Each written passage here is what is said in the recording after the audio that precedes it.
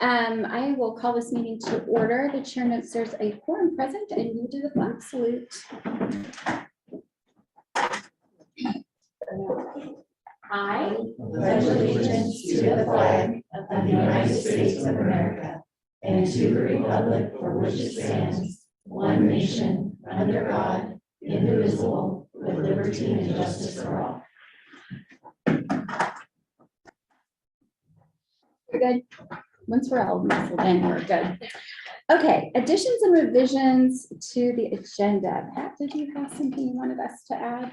I want to add a discussion about the availability of the wheat lab and potential possible lease to GD.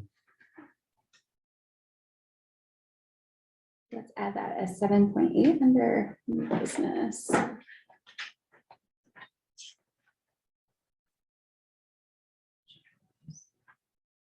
Anything else?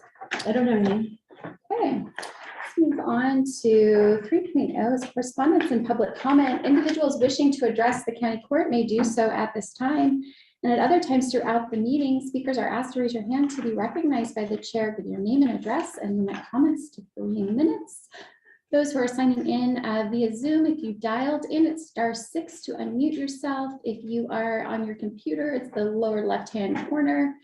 And I always remind folks that we are very informal. So as we go through the agenda, if you have feedback or provide input, we always welcome that. Any public comment at this point? Is there going to be any discussion about the county broadband and what the plan is on that of the federal funds that are coming down the pike?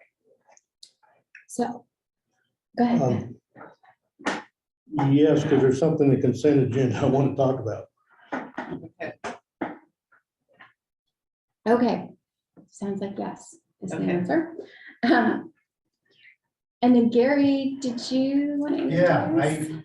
I wanted to introduce our new fire services coordinator, Casey Zellers, to the court, since the court contributes quite a bit to the fire services in the county, and I'm your representative, but we wanted to welcome Casey. He comes from Boardman with a lot of fire experience. Welcome. Welcome, right on time. Were you busy today? So I appreciate it. I have a lot of fun so far and just a lot of work to do. So we'll get there. Great. Right. If you have any questions, feel free to ask or whatever. All right. Thank you. Any other public comments at this point? I can also, to Catherine's question, during the end, I can do some updates as well on some of the fiber stuff we've been talking about. Okay, under correspondence, we have special projects grant final report that came in from the Oregon Frontier Chamber of Commerce. I think I'm going to put through there. Is that it? The one for Arlington Education Foundation as well. And one for Arlington Education Foundation as well. So for folks who are interested, these are the competitive grants, and part of the requirement is the entities who receive funding are required to come back and report how they spent those funds. So if you're interested seeing where your public dollars went and how they were used, those are always available as part of the report packets. Those are online, so feel free to check them out. Did we notice it at 10:05 for the budget hearing, or did you put a specific notice in? Okay. It's the earliest you can read. We're just going to be like hanging out for 20 seconds. No biggie. I like to be very specific if we, especially with budget, that we start exactly when we say we are. So give me a second. Okay, it's 10:05. This is the time duly set and advertised for a public hearing in the matter of the Gilliam County fiscal year 2022-2023 budget. This hearing is for the purpose of receiving public comment and responding to questions regarding resolution number R 2022-10, adopting the budget, making appropriations and imposing taxes for fiscal year July 1, 2022 through June 30th, 2023. This is a legislative hearing. All those in attendance that wish to testify are asked to sign the attendance sheet. If you're coming in via Zoom, just if you can either use your raise your hand function, and then if you have a comment, just make sure to state your name and address so we can capture that in the minutes. The hearing is now open, and we will start with the treasurer's report. Treasurer, like before, we had two previous, Come on up, Nathan. we had two previous meetings for the budget committee, and I think they went smoothly. We didn't have a lot of discussion on most items, but I think it was all pretty clear and cut dried, and we had some testimony and some people talked about grants and, you know, usual thing. No big surprise, the budget I'm aware of. So that's all I've got. Questions for Nathan? We were all there during the budget. We were. So what did we do with the misestimate on the county road? On the county road, we did not change that because it's too late in the process, but we can change it going forward. What Pat's talking about for information is there was an estimate of amount of money coming in for projects from the state, and the estimate was $700,000 more than it actually will be, but so it's still budgeted in the budget, but the funds won't come in, so there's no way to expend it really. So we'll just do a supplemental once Yeah, the, well, I don't think the Fiscal year. project's gonna happen, so the Okay. problems can take care of itself. I think Dewey's got it managed, so. okay. Yep. Okay, any other questions for Nathan? How about public testimony? Stay close in case people have questions. Any public testimony or questions about the budget? I don't know what our Al is doing. Miranda, can you zoom him in?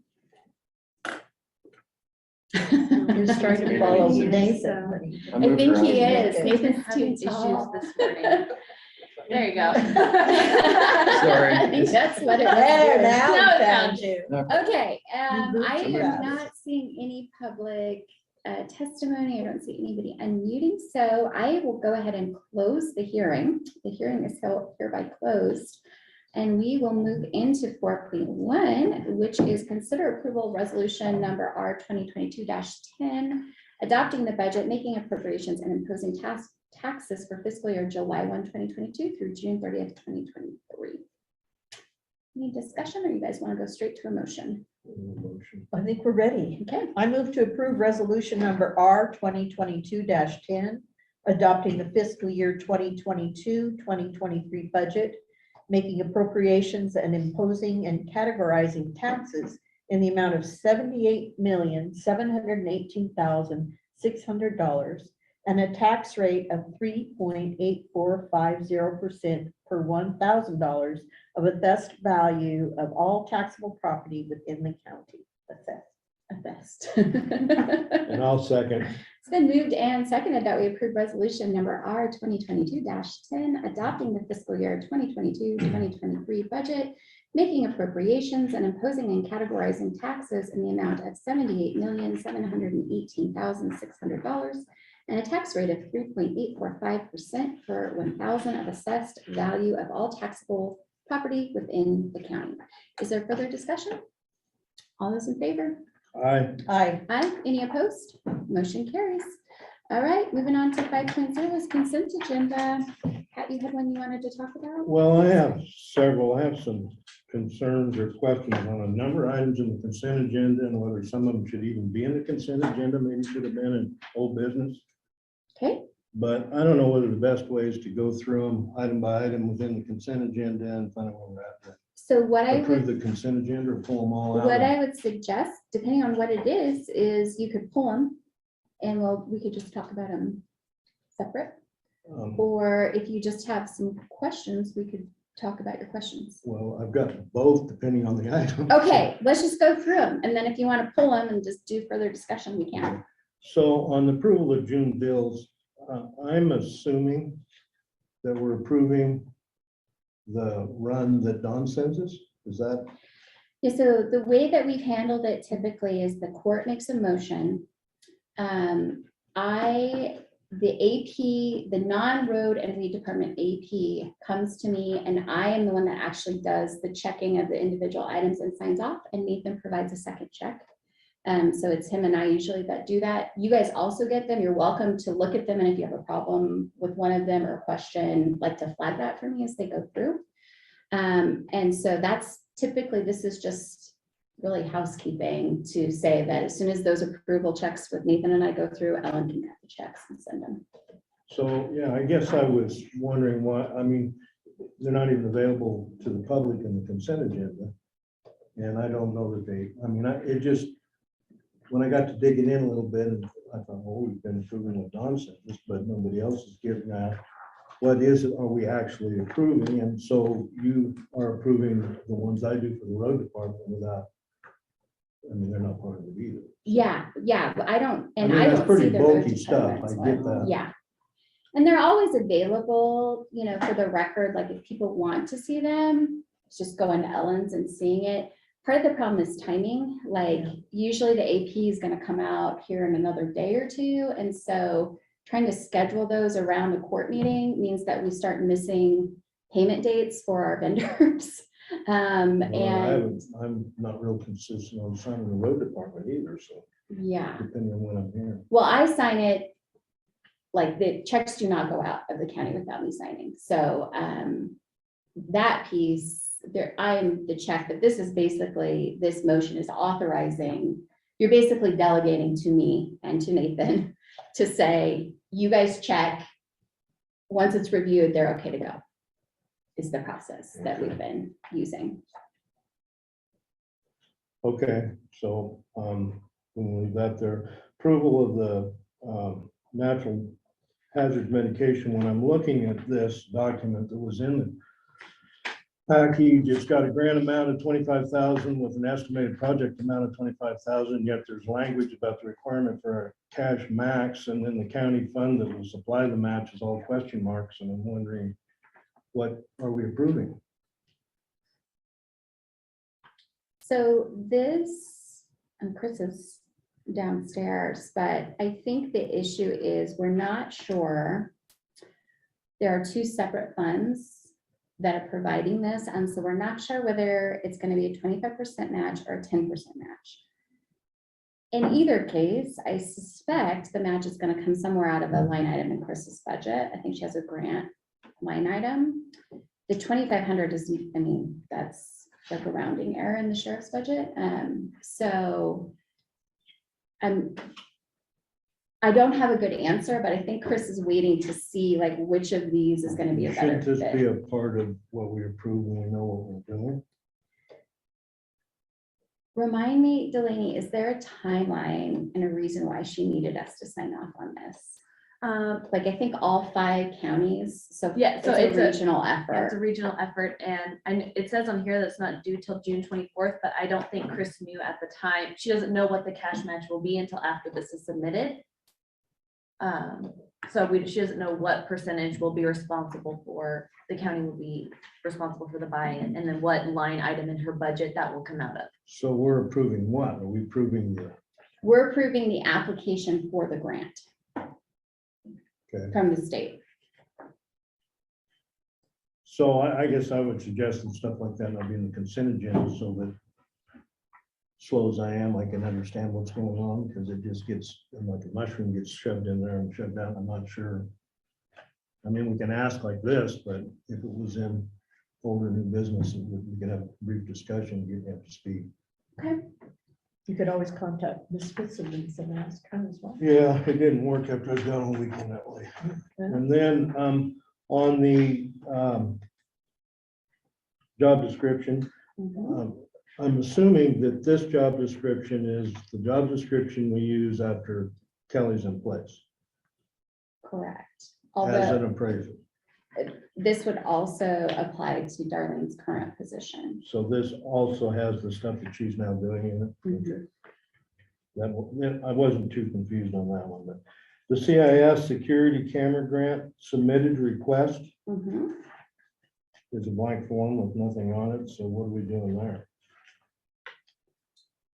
So in that one, and it's in your, it's described in the consent agenda, but CIS is providing up to 1% of the county's total insurance premium to go towards the purchase of security cameras. And so Daryl is working with the sheriff's department to identify areas of county property that could benefit from having the security cameras as an additional anti-theft measure. He's also working to get bids based off of what him and Gary and the sheriff's department come up with. So we're approving that CIS is giving us the percentage they're giving us. I mean, I don't know that we have anything definite we're approving, is why. Well, part of the reason these are on here is because our process requires any department that is going after a grant has to come ask the county court first. And so we're not actually approving expenditures of funds, any of that. This is just saying to Daryl, go do the things necessary to even be able to apply for the grant. And then the grant would come back in regular agenda. If there is an agreement, it will come back to us for this amount of money, $1,800 in the budget. I doubt CIS is going to send us a contract over that. I mean, the lawyer fees would eat up most of that, just reviewing it. Okay, same thing. I mean, it's just questions I've got, and when it's tucked into the consent agenda, it's hard to have a discussion. So that I'm up to speed. The other one, oh, this is on the fiber, and I guess I'm really confused about fiber in general and where we're at as a county court. I sat down to talk to Catherine the other day when she was having lunch in front of Country Flowers and talked about something else. And the first thing she says, we need to go after fiber. And so we talked about it a little bit, but I don't know where we're at. And I did not know that, that nothing had been happening with this company. And I'm not so sure what we don't need to have a work session and really dig into fiber in general and talk about where we're headed as county court with what we're doing. We kind of let Starlink take over for a little bit and some of what was going on. We dropped the fiber council, which I didn't understand anyway what it was. And so I really don't know where we're at as far as the county court and where we're at with fiber. I know you'll give us an update later, but I think we need to get a plan in place. There's federal funding out there available, and we really need to get this, get everybody up to speed on where we're at. And I in the consent agenda, this was really troubling to me that we just all of a sudden have this in there. Now we're going to change the date on an agreement we had with them. And near as I can tell, in a year and a half I've been on the court, fiber's gone nowhere. And maybe that's because I'm not in the loop. I don't know, but it's a big deal in all our minds and should be. And I would sure like to be in the loop and where we're at and what's going on somehow. I think maybe the best thing is a work session someplace in the next month or so. I mean, I think, let me just say, this might be helpful to kind of lay out what the overall strategy and plan is. This contract is our subject matter expertise. The three of us could sit down and talk about fiber. Catherine, I've been working on this issue for what, 6 years? I have this much information, knowledge about how fiber systems and connectivity work. So the guy that's sitting at this table or we would need at a work session is the guy whose contract that we're talking about extending. So the plan is they are collecting all of the maps from entities that have maps. So CBEC, Comey Basin, the 911 maps, any maps that we have where we can identify where residences are. They're trying to get all those maps into one centralized map so we can see where all of the electric lines are running, all of the infrastructure that we would need to deploy fiber, whether it's broadband, whether it's fiber or whether it's wireless backed. Then he will be coming to us as part of the contract to say, here is what the lay of the land looks like countywide. Here are where your pockets are where you don't have any connectivity. Here are the places where you have households that are within, say, a mile of the existing middle mile fiber line. But until that is complete, we are just going to sit and talk about how important fiber is. I mean, I don't I don't have the basis of knowledge to even tell you what's possible. And then the next plan beyond that is, then we say, okay, what's next from this consultant?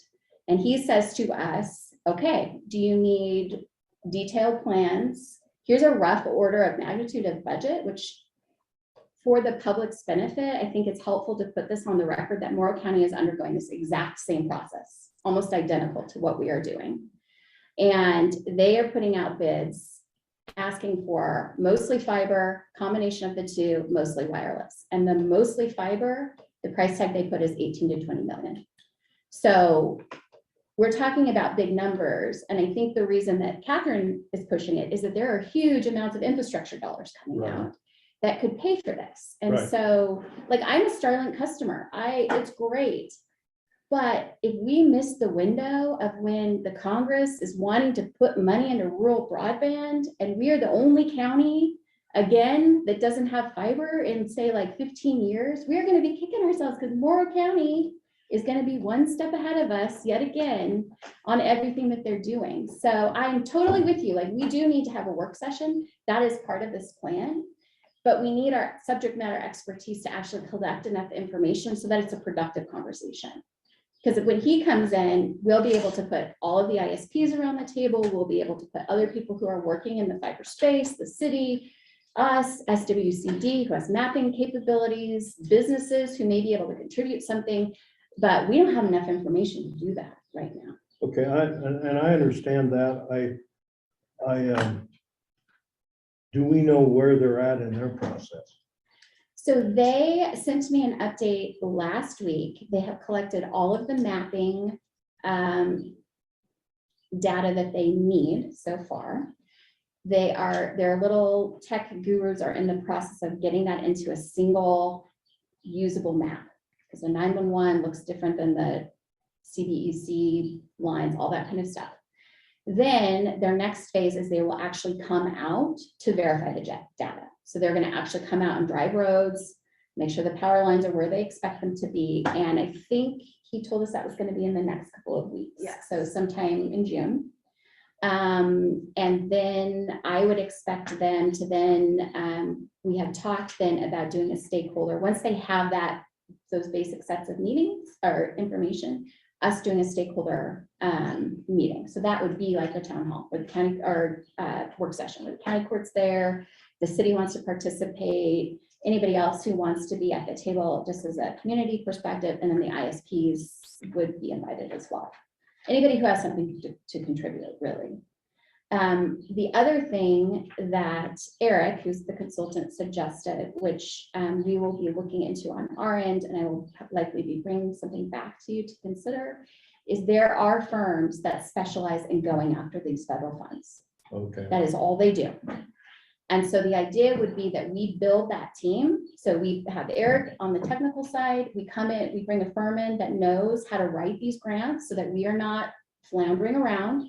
But we have to have a plan in place before that individual can do that. But the idea is if we bring that person in early enough, then they can watch as Eric is crafting and drawing and understand how the census data blocks work and all of the things that go into whether you're eligible or not, and craft a plan that actually has a chance of going after those funds. So all of this is leading up to us being prepared to go after the funds. But yeah, it is a big project, and we probably, haven't made as much progress as we like, but we also are doing, let's give ourselves some credit. Like, we're also doing a public health transition. We're dealing with the childcare crisis. We're handling housing. These are all like individual things that if we attack one of them, the three of us, would be a pretty impressive legacy by themselves.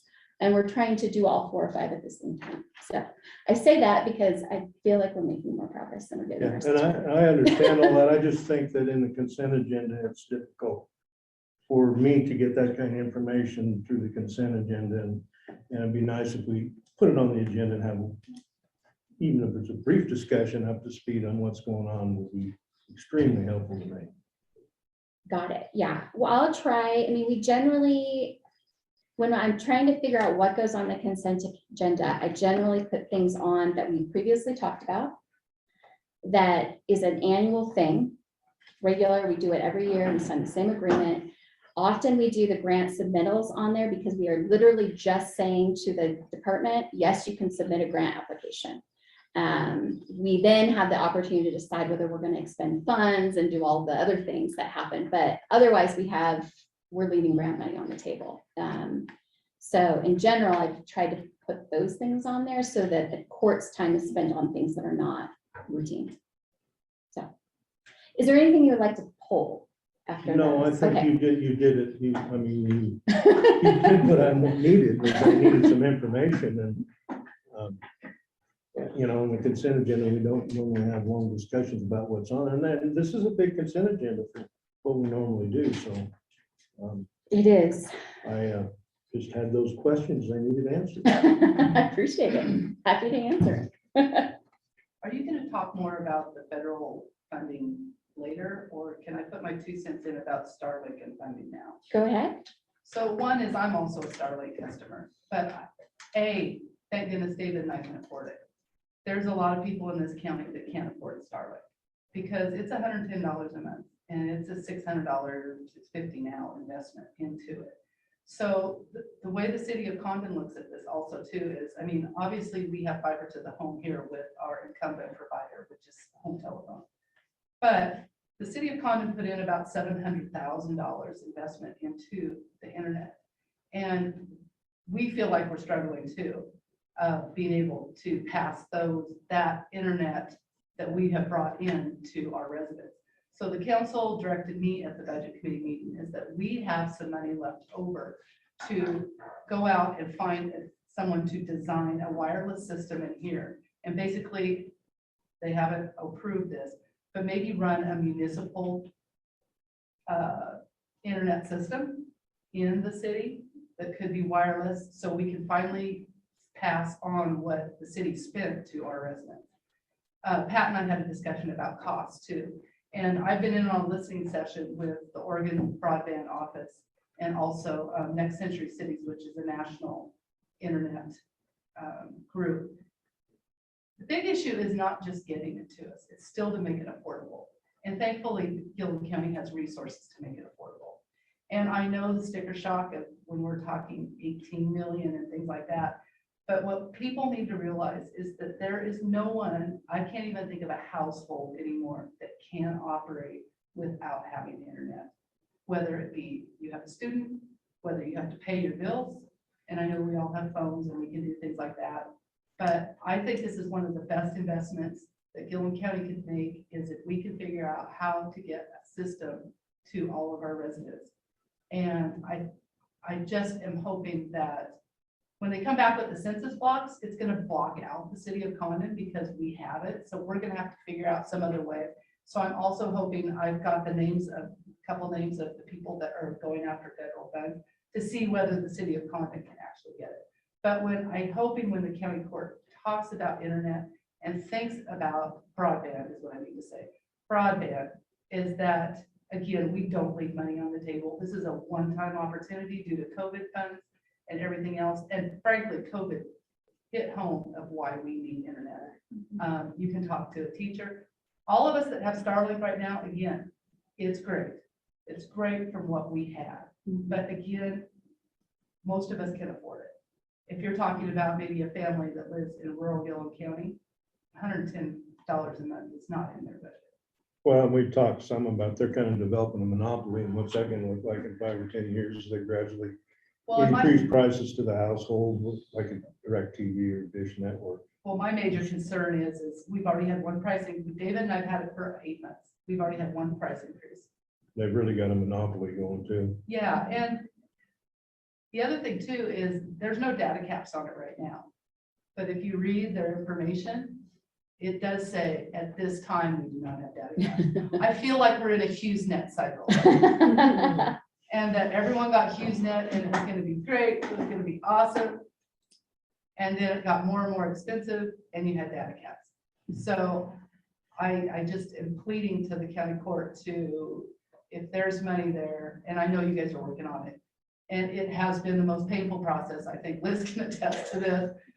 I go Been a home all long the haul. time and my spouse goes, you've been working with us forever, why don't we have it? I 6 said, years. I know it, I know it. Anyway, Well, we all want to cuss Arlington TV all the time, and we're the only ones in the county that have provided fiber to local residents in the county and continue to work on it. And so, how do we, Why are we cussing them? I don't, well, I I wouldn't say, cuss. yeah, that's, We had some that was a negative, very. there was some to negative use. comments about it the other day. Oh, okay, well, It was not just- everybody not- has it's just- negative comments. It's just, and are they where they need to be? No, probably not, but they are moving forward, and if they're the one that has.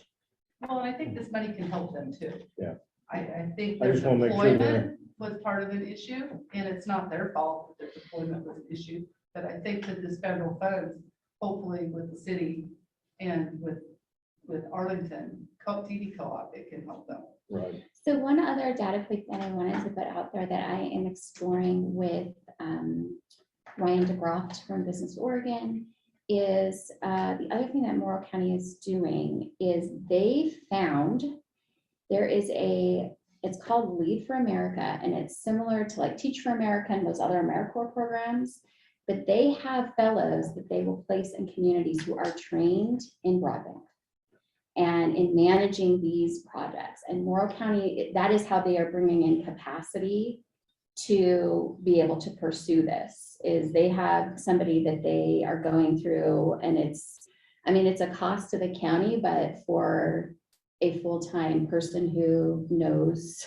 broadband is like, I think Brian said it's maybe 30,000 that they paid for a year, 40,000. So that is something that I am just talking about with the entity to see if they have fellowship spots available, what that would look like. So I might also be bringing that back as something to consider, because I feel like that person can not only help us with rural, but also potentially be a resource to the city of Condon for what it's working on. Could even be a resource to Arlington TV Co-op if they needed capacity in terms of like identifying if there are other grant sources out there to help them. And since they are a nonprofit, they would qualify for some things that maybe a private company might not. So anyway, that is just another data point that I wanted to throw out there that we're working on as part of this piece.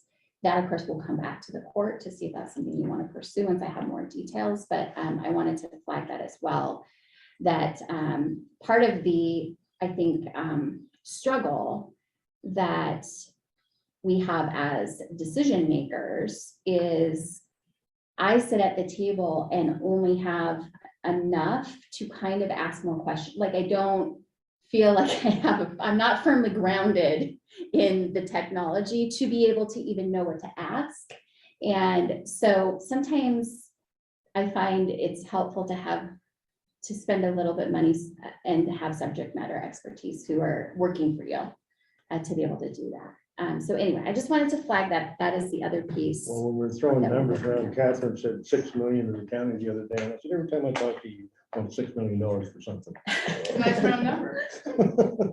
Why not? Would it make you feel better if I asked for 10 or 12? Go ahead in the back. On the whole internet thing, just my little tidbit, I do live in Boardman, and I've seen the internet totally go from nothing to, oh my goodness, in literally 3 years.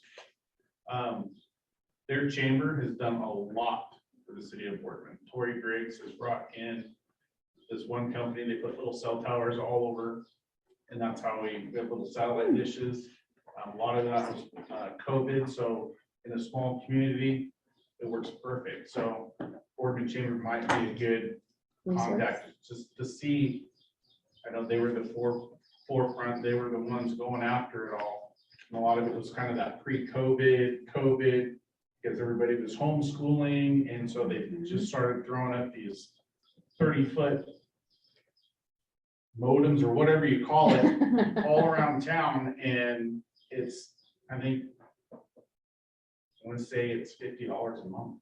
Wow. And I've never had an issue with it. I can stream 4 things at one time, and it's great, so I would say the Boardman Chamber would be a good contact to see how they did it. Delaney made a note. Thank you for that. Yep. Okay, commissioners, back to the consent agenda.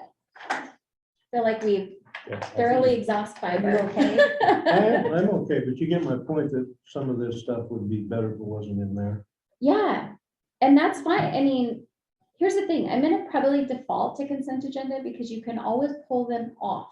Right. Harder for me to put it on the consent agenda than to take it off. So if it's something we've talked about or it's routine, I'm probably gonna continue to put them on there, but that doesn't mean that you can't take them off if you need them, if you want a further discussion.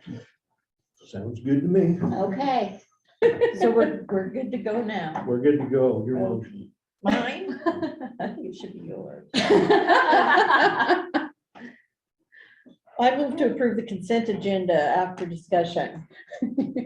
I second after discussion. It's been moved and seconded that we approve the consent agenda, which consists of consider approval of May 18th, 2022 regular meeting minutes, consider approval of June bills pending review, consider approval of natural hazard mitigation planning grant submittal request, consider approval of fiscal year 2022-23 USDA APHIS Wildlife Services contract, consider approval of revised appraiser, data analyst, deputy tax collector position description, consider approval of CIS security camera grant submittal request, consider approval of amendment number 1 to Gilliam County Engineering and Related Services contract with Comstructure Consulting LLC, consider approval of intergovernmental security and access agreement number 175993 with Oregon Health Authority, consider approval of intergovernmental agreement for environmental health program with Umatilla County. Is there further discussion? I think we've exhausted that. All those in favor? Aye. Aye. Aye. Any opposed? Motion carries. All right, Rob Turrie has been waiting patiently, and so we'll go to him. We are gonna hear a Gilliam County Affordable Housing Loan Grants Program update from Rob. Come on up. Good morning. Yep, that's fine. I think, Miranda, can you swing We the Get your chair Al inside needs if we need updated, so to. it's acting weird, so. funny? All We'll right, see. grab- Go ahead. We can I can grab a that chair and come over there if you want. I'll grab it.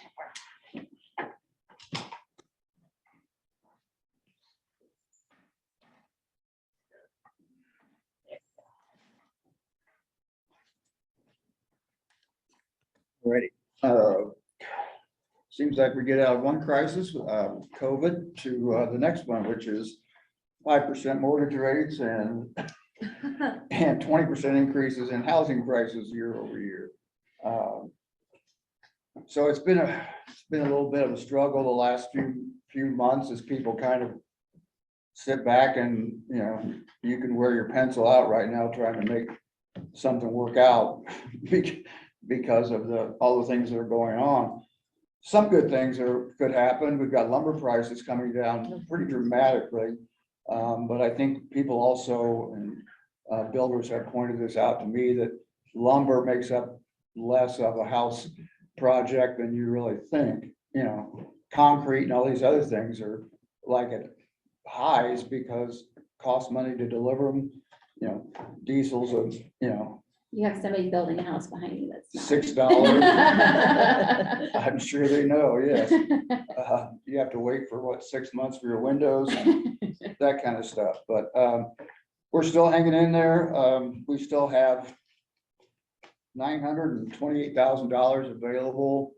We've doubled the grants available for new construction rental properties to try to, you know, offer some more incentive to builders, but just as we do that, the other things are increasing almost faster than that. I mean, you know, fuel is up over 50% in 1 year. I mean, that's just a huge deal. This morning I just read it takes $30,000 more in income right now to purchase the medium price house. And then the flip side of that is that down payments are now almost double what they were a year ago because of the increase in housing prices. We're seeing some good activity still up in Arlington, which I think, you know, makes a lot of sense with all the activity up on that end of the county. Plus you've got Facebook looking at putting 4 new data centers in up there, which I I don't think Boardman's got a whole lot of available housing, do they? The, I know you built a lot, but the houses, the lots and the houses are sold before they're even thought about being built. I mean, it's just so fast, all the subdivisions, you can't go in there for less than 400,000 right now. yeah, and 400,000, in Condon or Arlington that's a pretty big number, to look at. So we could see, I think, some activity from folks who are maybe working on construction of those projects and or long-term job prospects. So I think that's, kind of really where the big need is going to be. As far as the environmental study for the proposed golf course apartments, that is, the environmental study came back as clean with no further investigation required. They're currently doing the survey and geotechnical studies are underway. They were supposed to have met with me before the end of May, but they're kind of super busy right now. So, and the next meeting will be with the architect, with a builder, all those types of things. So it's a coordination problem, I think, on their part, but anytime we should be looking at that. Can you remind me, Rob, what the different phases are? So the geotechnical is underway, then they're gonna have this meeting with architects, things like that. Right. Then what Okay, happens? once they have the survey back, which is probably the bigger piece than the geotechnical, I don't think they're gonna find any geotechnical problems out of the golf course.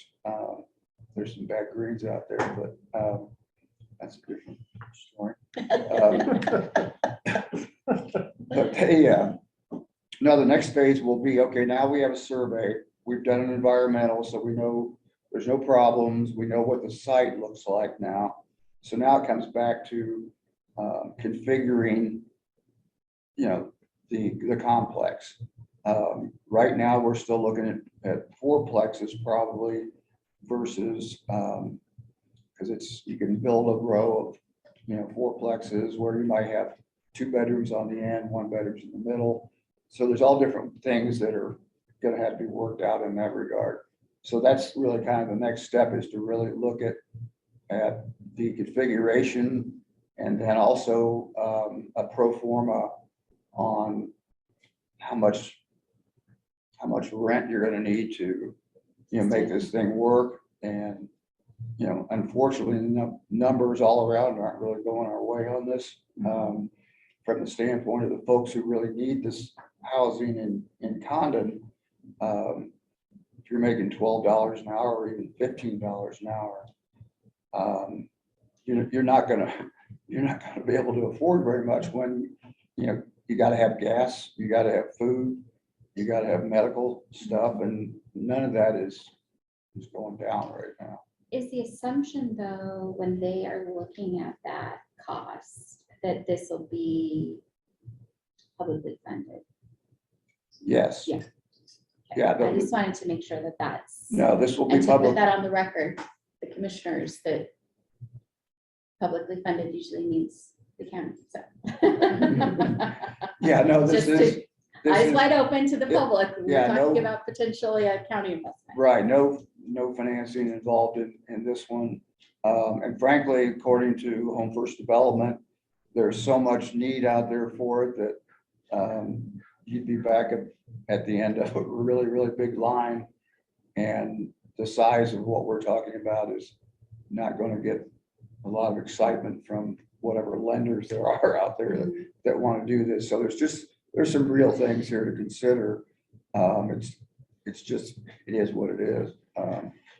But that'll give us a real look at the beginning of how much things are going to cost, which is the whole idea of why we wanted to do this first phase, to make sure that, we don't get into something that's just not going to be sustainable, based on where things are right now.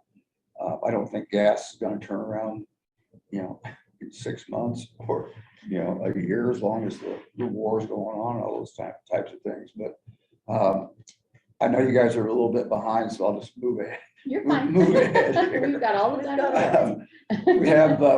We removed another trailer from Condon, which was always good, and cleared a lot.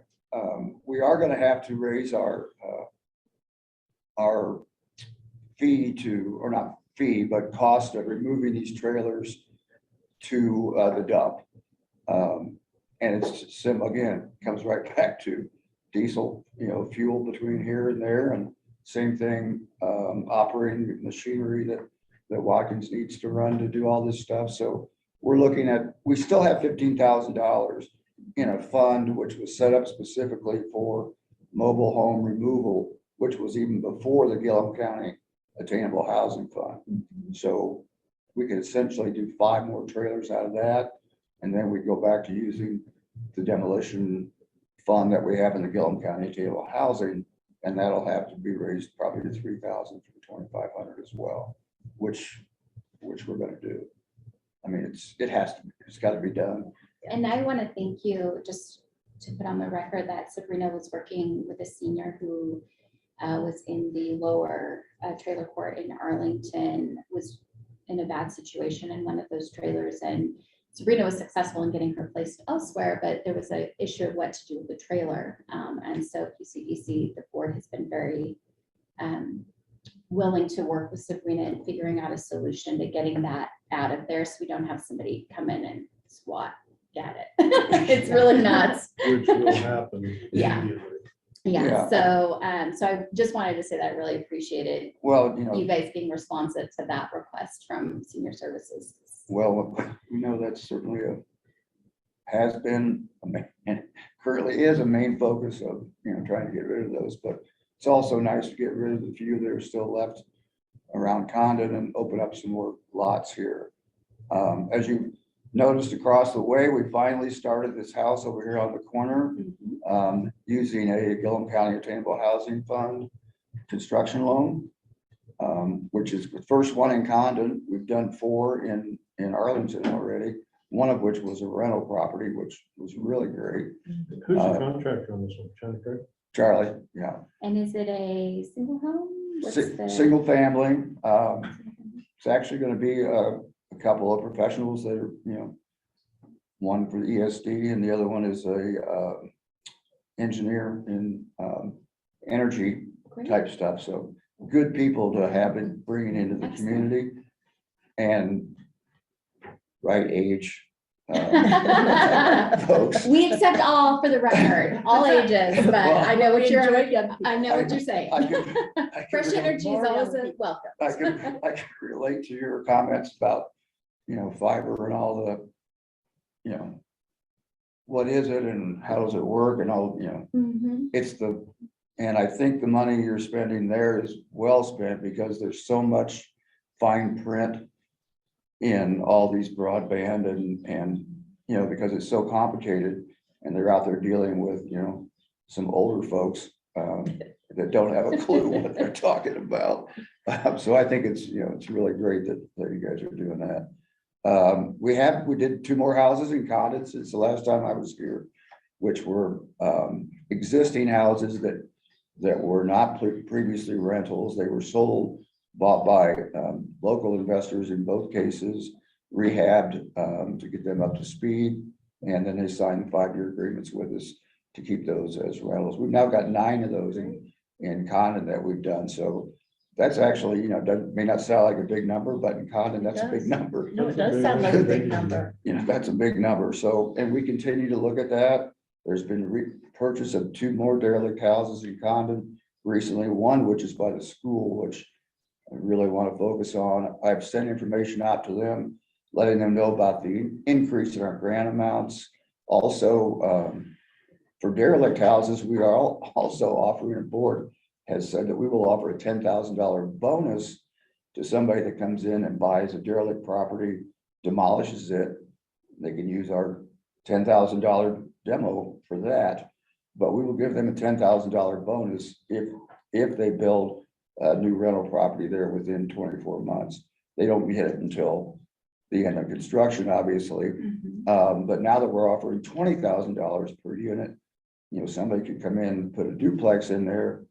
We're gonna give them 40,000 per unit plus 10, plus get rid of the derelict house. There's another one up here on North Main that is gonna go down here shortly too, right across from Watkins Trucking. And right now, it's Troy James was going to put a new manufactured home there, double wide probably. But I think he may have, kind of put that off for a little bit until we see how things shake out, especially in this end of the county. We continued, we have not done anything with our interest rates. We're still offering construction loans at 3% interest only, with no fees, no underwriting fees, no commitment fees. It's just really, it's a huge deal, and it's gotten even, it's just gotten that much better with the increase in rates. So we're going to stand firm on that. Let's see. But like I said, I think, inflation and, interest rates are a double whammy right now on demand, which is what they're trying to do. I think in the first place is to kind of, choke demand back a little bit, but the reality is we still need housing. It certainly seems apparent that people still want to, are still looking at moving out this way, interested in it, and the more people we can bring in, so like the folks here on the corner who can really add to the county and the community, from the standpoint of our schools and building and energy savings, all that kind of stuff. So we're doing the best we can with the way things are right now, but I'm encouraged that it'll pick back up probably in fall maybe. I think people are just kind of worn out right now Over a lot of stuff. with COVID and everything else that's going on in the world. And the builders are, they're backed up. They are backed up, and there's, unfortunately not a whole lot of new builders, coming in, and they're not going to come in right now with costs this high. So I think Charlie said he's got like nine houses to build. Not all of them in Gilliam County, but it's just, there's still demand out there, but it's at a much higher end of the scale, 300,000 minimum probably. We're still seeing stuff in Arlington go for 270, 275. All the houses that are getting listed are just, 400 is getting to be a common number. Yeah, and that'd be a little scary, I think, for me, but so excuse me. And in Condon, talked to Linda Smith the other day, and she said things kind of just really stopped from where they were, where you put something out and it goes just like that. When you start looking at interest rates going up the way that they have, you're looking at $200, $300, $400 more a month, for your mortgage, and that's 30 years plus your down payment just skyrocketed. So it's a tough time for folks, but we'll get through it. Questions for Rob? My son's paying $1,600 a month for a small apartment in Meridian. Mind boggling. In where? Meridian. In where? Meridian. It's mind boggling. It's 1,800 a month. Mind boggling. A little too bedroom apartment. He doesn't want to go to Portland, I can tell you that. He makes about 60,000 a year and just scrape it. Well, that's I think what people don't realize. Well, people are making more money and the economy's, the job market's strong. Well, that's great, except, a new truck is $60,000 or 70,000, then you got to put gas in it, and everything else is just skyrocketed. So there was a headline today, and this was on Bloomberg, which is a business website, saying that I lost my train of thought. People would, I'm sorry. No, I know that. I'm I know familiar with that that. Thanks, Sherry. Happens to me It quite was often. an amazing headline, something had to do with housing, but I'll let you know what I remember. Okay. Email it to us. I will, because it was kind of like, what? Because now I really want to know. You'll No. remember at the most inopportune time. Okay. Well, we thank you for the court's continued support and Absolutely. Yeah, thanks onward for and what you upward. do. I would love to, once you kind of know what next steps look like up at the golf course, once you have those meetings and stuff like that, to have you back and talk to us about what Sure. that looks like and. Absolutely. so I we can start plan to looking have at Catherine sit in with me on those meetings when they do come up, and we'll be happy to come back and tell you where we are. it. Great. Right now, it's just kind of, we're just exploratory at this point. Yeah. All right. Thanks so much. Hey, thank you. Catherine, while we're on the subject of housing, any updates on your baseball fields? Just briefly is, one lot's being built on by the developer, one lot's been sold, and then I talked to Lynn Smith last week, and the developer is looking at buying all the rest and putting possibly rentals on. That's what she told me, and I sent her the new information about the grants doubling and all that kind of thing. So Great. hopefully that'll take some of the sting off of all the other stuff that's going on. So Yeah, wonderful. Yeah, so I think both of the people that are building on the baseball field lots have, I know at least Amy has contracted already with Highline Homes. right. And I think possibly the other buyer might be contracting with Highline Homes also. Do they know what type of timeframe there is in ordering a manufactured home like that? Is it? It was Drag out over a year. Yeah, that's what I was thinking. I don't know if it's gotten any better. Again, a lot of it unfortunately goes back to the big fire that we had over on the west side of the Cascades a couple of years ago. Mhm. I mean, they lost like Oh, 2,000 timber. homes. Oh, yeah. And 3,000 homes, and a lot of them were, mobile homes, Right. parks, or manufactured homes. People that can't just, probably didn't even have enough insurance to Right. cover, the thing. So a lot of it's been going there with federal and state dollars Mm. helping to pay for those. And of course, the manufacturers love those kind of deals. Right.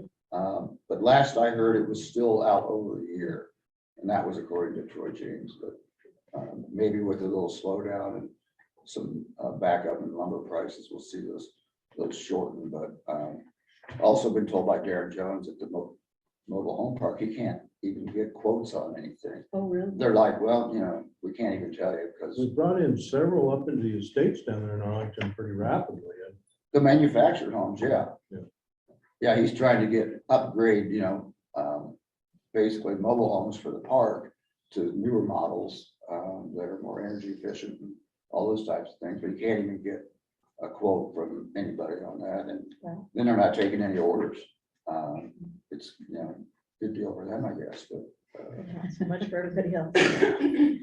Sherry, and to answer that question too, is I got the impression from the Highline Homes, which are not manufactured homes, Right. it was out less than a year if they put their money down.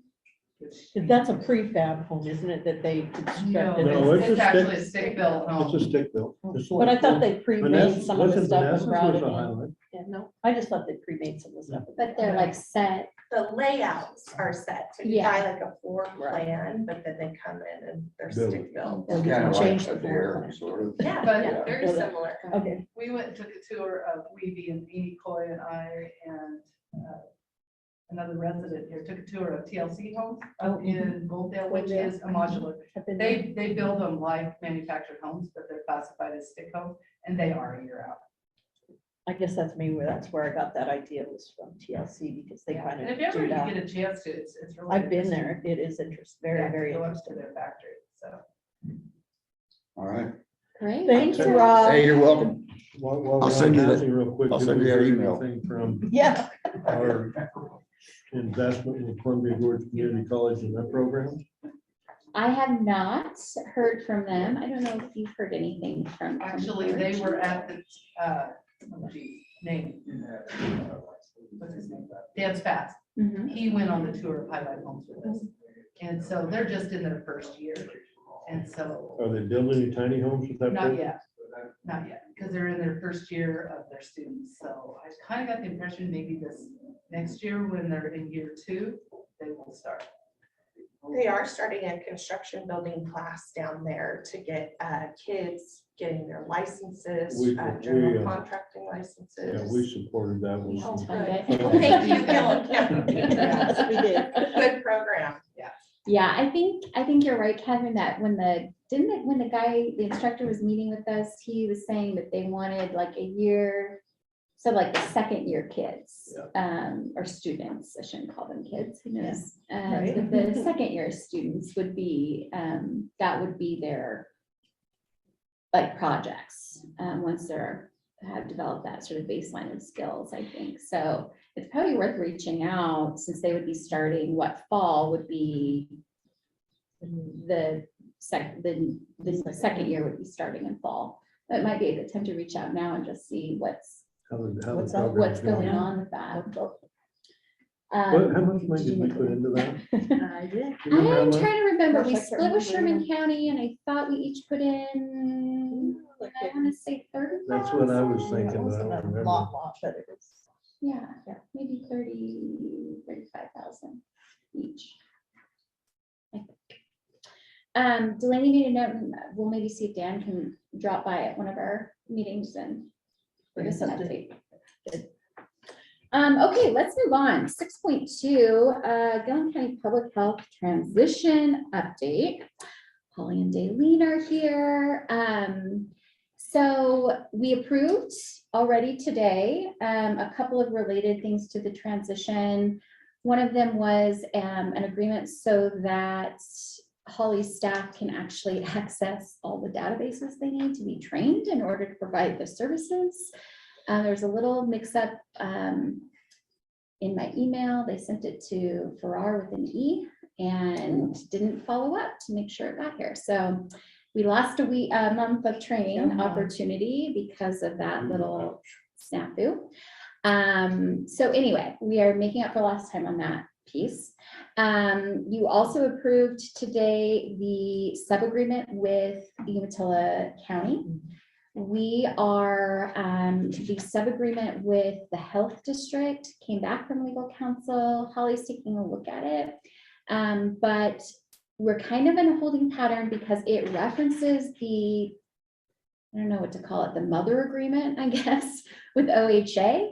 And OHA, anytime we send them an email, we get a bounce back that says that they're at 30% staffing capacity and may not be back to us within 2 weeks. Oh. So raised some concerns. Yeah.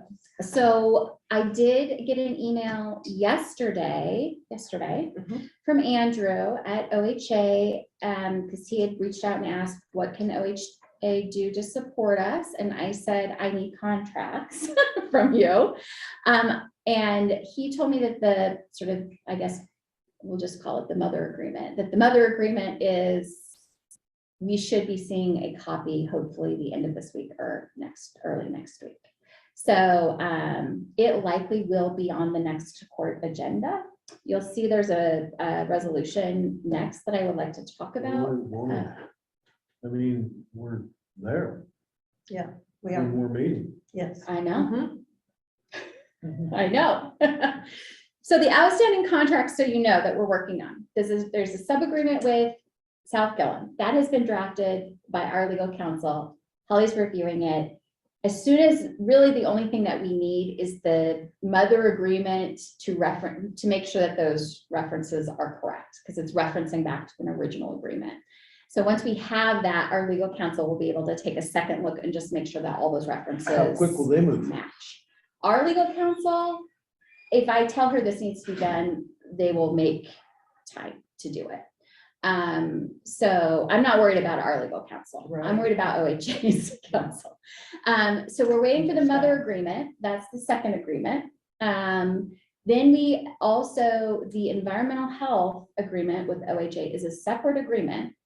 They just reached out last week, 2 weeks ago, asking for contact information. So I don't think they've started drafting that one yet.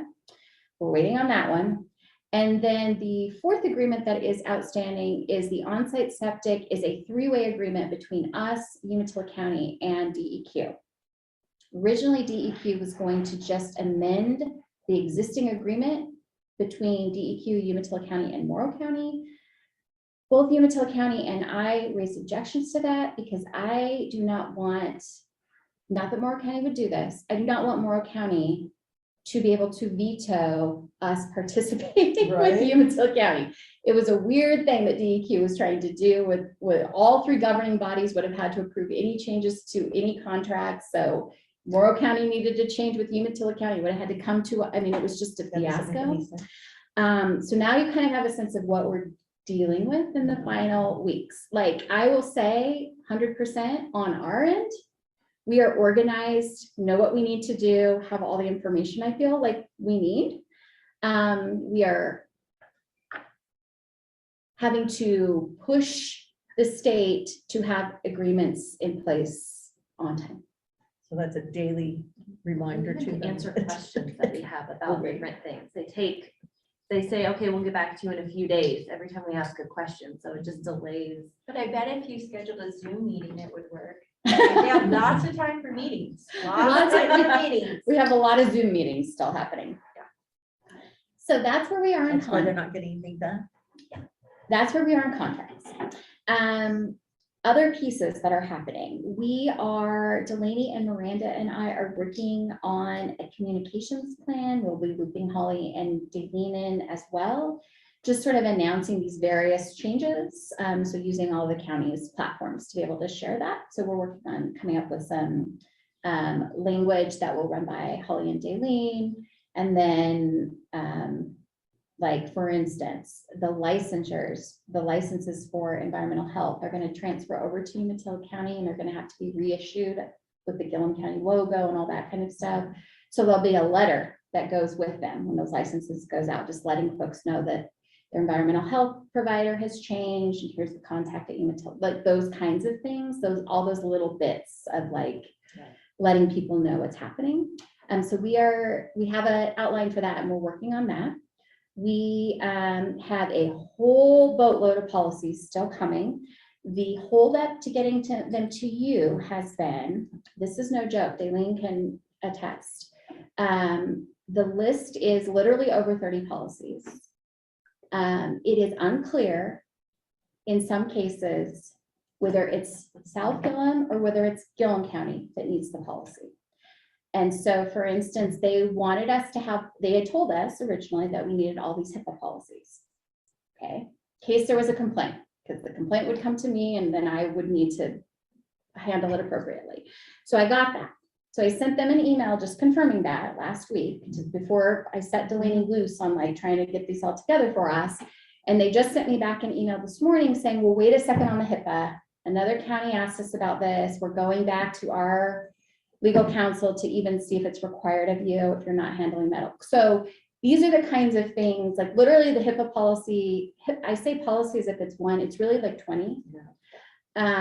So we're trying, like the holdup is consistently not getting good feedback and clarity from OHA on what is actually required and approved. So we will have some policies coming probably next meeting. There are some that we are still waiting for OHA to tell us if it's even required or who it's required of. And they basically, I was not really happy with the email that came back that said it was Gilliam County's responsibility to figure it out. So we're gonna have a discussion about that later. Yeah. Anyway, that is my update. Oh, the other thing is this afternoon, Delaney and I will be meeting with Umatilla County to talk about that process, the actual transition and what they need from us. We will likely have things like ordinances coming before you guys in the coming meetings. We have to set the fee schedule for inspections, things like that. It will mirror what Umatilla County is doing. So it's not, we're not going to be treading like new ground. They're mostly housekeeping things, but we do need to have them in place so that Umatilla County can actually collect fees and know what to charge people.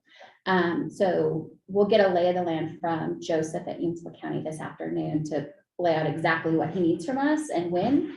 And then you guys should expect that there'll be some documents coming for your approval in the next couple of So weeks.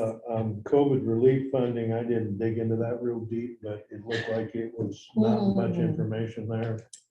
But Yeah, so- could give you any dollars and cents amount of anything. So let me find it. Okay. Click. So North Central Public Health got back to us and they said there are two funding streams that we're talking about. One of the ones, they are estimating carrying over $112,000 roughly and change. And carrying over 365,000. OHA ran that through their formulary. Of course, these are just guesses. They'll true this up, but they're reporting like, I think in September. So OHA's estimate was that for the first one, we would be getting just shy of $8,000, $7,700. And for that bigger pie, the one that NCPHD is carrying 365,000 over, we would be getting 91,800 out of that. I still have questions about other funds that they may be, I mean, the COVID question, okay, I feel like I have a little bit more information. I still think there's some open questions on, I can't believe that NCPHD is spending down to zero at the fiscal year. That doesn't seem reasonable, understanding how payroll works. Have you looked at their budget? I have looked and I've asked questions, but I don't really get, like, they have a pretty good beginning fund balance. It was like 1.5 million. And I asked specifically, is that COVID dollars or what is being rolled over? And I never got an answer on what they were rolling over, but based on what they're estimating, they're only estimating they're carrying less than 500,000 over in COVID dollars. So that's about $1 million that's sitting there. That I don't know what those funds are. And I can't get a good answer from their financial people on what they're actually rolling over. Because my thought is, even if it's public health grant dollars, those are, a portion of those should be Gilliam County dollars. If it is county contributions, for sure, a portion of those are Gilliam County dollars and should be rolling back to us. So I haven't given up on that, but What about involvement with legal? well, our legal counsel could get involved. I feel like we're going to get more traction by making OHA hold them accountable for accounting for the funds, because they should be accounting for every single dollar of public health funds. And so, and they are responsible to OHA to make sure those are expended properly. So I feel like on the public health dollars, OHA is probably the appropriate place to go.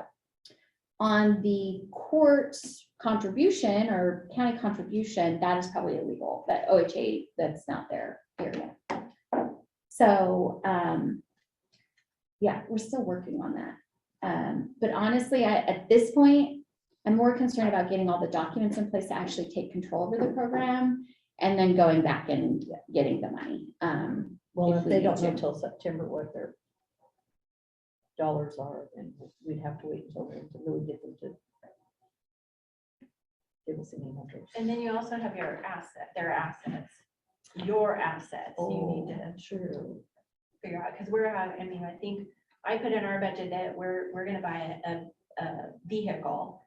But there's, like for the WIC program, we have to get scales and hemoglobin testing and all that. So there is equipment that is partly Gilliam County, so I don't know if they have an asset list or anything. Mhm. It's the next phase. Like I said, right now, we're just focused on getting all of the things in place, checking all the boxes for OHA. I have not forgot about the funding, but we're trying to sort of triage right now. But I feel confident that we are still on track to have everything in place that we need to. The funding piece is going to be the tricky part, at least from NCPHD. Did I miss anything? Is there anything else to add? It's a lot right now. It is a lot. I think that one of the biggest things is the environmental health, that transition, because that, the restaurants, you know, people knowing who they're gonna deal with and the septic and all that. The, North Central has already sent notifications out to the restaurants and businesses. But I got a call from a restaurant this morning. So, Yeah, so, You're on their notifying letter with an address and contact. yeah, so, anyway, that I think is the upfront, the most, transparent thing that people are gonna see is that. A lot of this other stuff is totally behind the scenes stuff. People don't even know that it's going on, as far as some of the programs that we're even doing, so. and could you just speak to, because isn't part of the process safer, like the WIC people, is like they're having those one-on-one conversations with existing clients about, am I correct that the WIC participants can decide if they want to move over, or are they automatically coming over? So Erica, my main contact at OHA, Erica is putting a plan in place and how they're going to tell participants what the schedule looks like. So they've got their plan on how they're going to help with that transition and handover. Yes, participants can choose. So let's say they work at the Dalles, it's easier to be seen in the Dalles. They can still choose to be seen there, or they can have their appointments in Condon or Arlington too. Got it, okay. But they're kind of taking care of that on their end of contacting participants and letting them know what things look like. Because we can't know who they are yet. We don't have access to any of that information until July. It's a wild Yeah, process. sounds This has been a lot of fun. I They learned ask a lot. of questions and want to know the answers to, but we can't really answer them without some of those vital pieces of information. Yeah. So I think half of my emails back and forth are, yeah, that sounds nice, but I need to know this, that, the other, and then I might, like you've seen, you might get one question answered, and that's about all you get.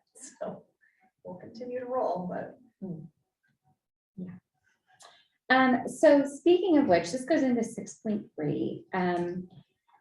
I put this on the agenda really just as if everything goes sideways and nothing gets back to us in time for the next court meeting, having authorization to be, here's my fear. My fear is that they are going to give us those contracts on June 30th. Right. And that I won't have time to schedule a meeting and actually have them in place in order to have authority on July 1st. So I put together a resolution that basically just says like the 4 contracts that I outlined that are still outstanding, if those come in and they need to be signed, that I have authorization to sign them. Obviously having legal counsel read them first and make sure that they're okay. I think if OHA sticks to what they said with the mother contract and it actually comes in this week and Lori has a chance to look at it next week, if I can, anything that I have in before the next meeting, I will put on our agenda. This is really like post June 15th drafts that are coming in so that we're not scrambling to try to get an emergency meeting called so that we can approve them. So that's what the purpose of 6.3 is just our backstop, so that we have authority to go ahead and sign to get everything in place by July 1 if OHA takes a little longer. Made sense to me. So I would move to approve resolution R 2022-11 as presented. Second. It's been moved and seconded that we approve resolution number R 2022-11 as presented. Is there further discussion? All those in favor? Aye. Aye. Any opposed? Motion carries. All right, We lady. have a 11:30 meeting with the state, so. Go. But Thanks I for being did here. very quickly say, Yeah. on the daycare situation, and I emailed Judge Barr about this. It affects the clinic because we are recruiting a provider, and the provider we were trying to recruit needs daycare. And so we had to move on. So it is a problem that's even affecting your medical here. So I just want to put that out for you guys. So good luck with that. Thanks. Any Drop the ball in the suggestions you have to help us with that, we'd appreciate it. It was a So- problem I didn't want to get involved with, but now I. You So will did have you- to. Did you say you lost the provider because of daycare? We have to move on. Yes, they called and there is no daycare for them. Their potential provider, right? The Yeah. new one that, Yeah. the new one that they're bringing into the That we clinic. were trying to usually they're recruit, telling, and their first people call was for to the the same daycare, reason. there's no daycare, so. Anyway, Good but luck. I'll help if I can. First, we'll get public health Yeah. transitioned. One thing Yeah, at a time. that's a problem for the county as well. We're losing employees because of that. Yes, so that'll be under my updates. Okay, let's move on. We are rocking and rolling. You guys good? No breaks needed? I'm Yeah, good. go grab my Good. charger. Okay, go grab your charger. Let's move into new business. Consider award of fiscal year 2022-2023 special projects grants. So just to recap very briefly, the competitive grant review committee met on the 24th of May. As usual, they did the initial review. Their recommendations are in your packet. You'll see in the briefing that there are some partial funds, some questions, some stipulations they wanted us to add. Those are all noted in there. How would you guys like, do you want to go through each of these? Do you only want to talk about the ones that are partial funds? How would you like to handle working through these?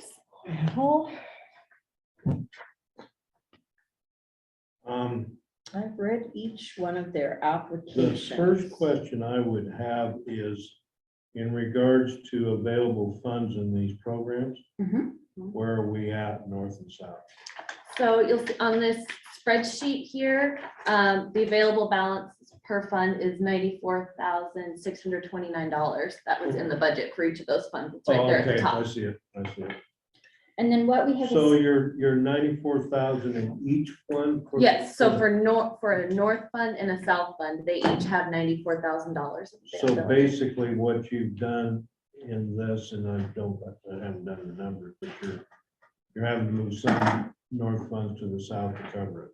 no, Yep, no, this is the, your total for the south, actually. right yeah, there. so what we Got the have, total, I mean, well, all that, you got 94 for each and you're at 100, well, that was a request. those are the Yes. requests, yeah. So, and what we've done for the county-wide, every once in a while, we have an entity that's doing a county-wide program. So the chamber would be an example of that.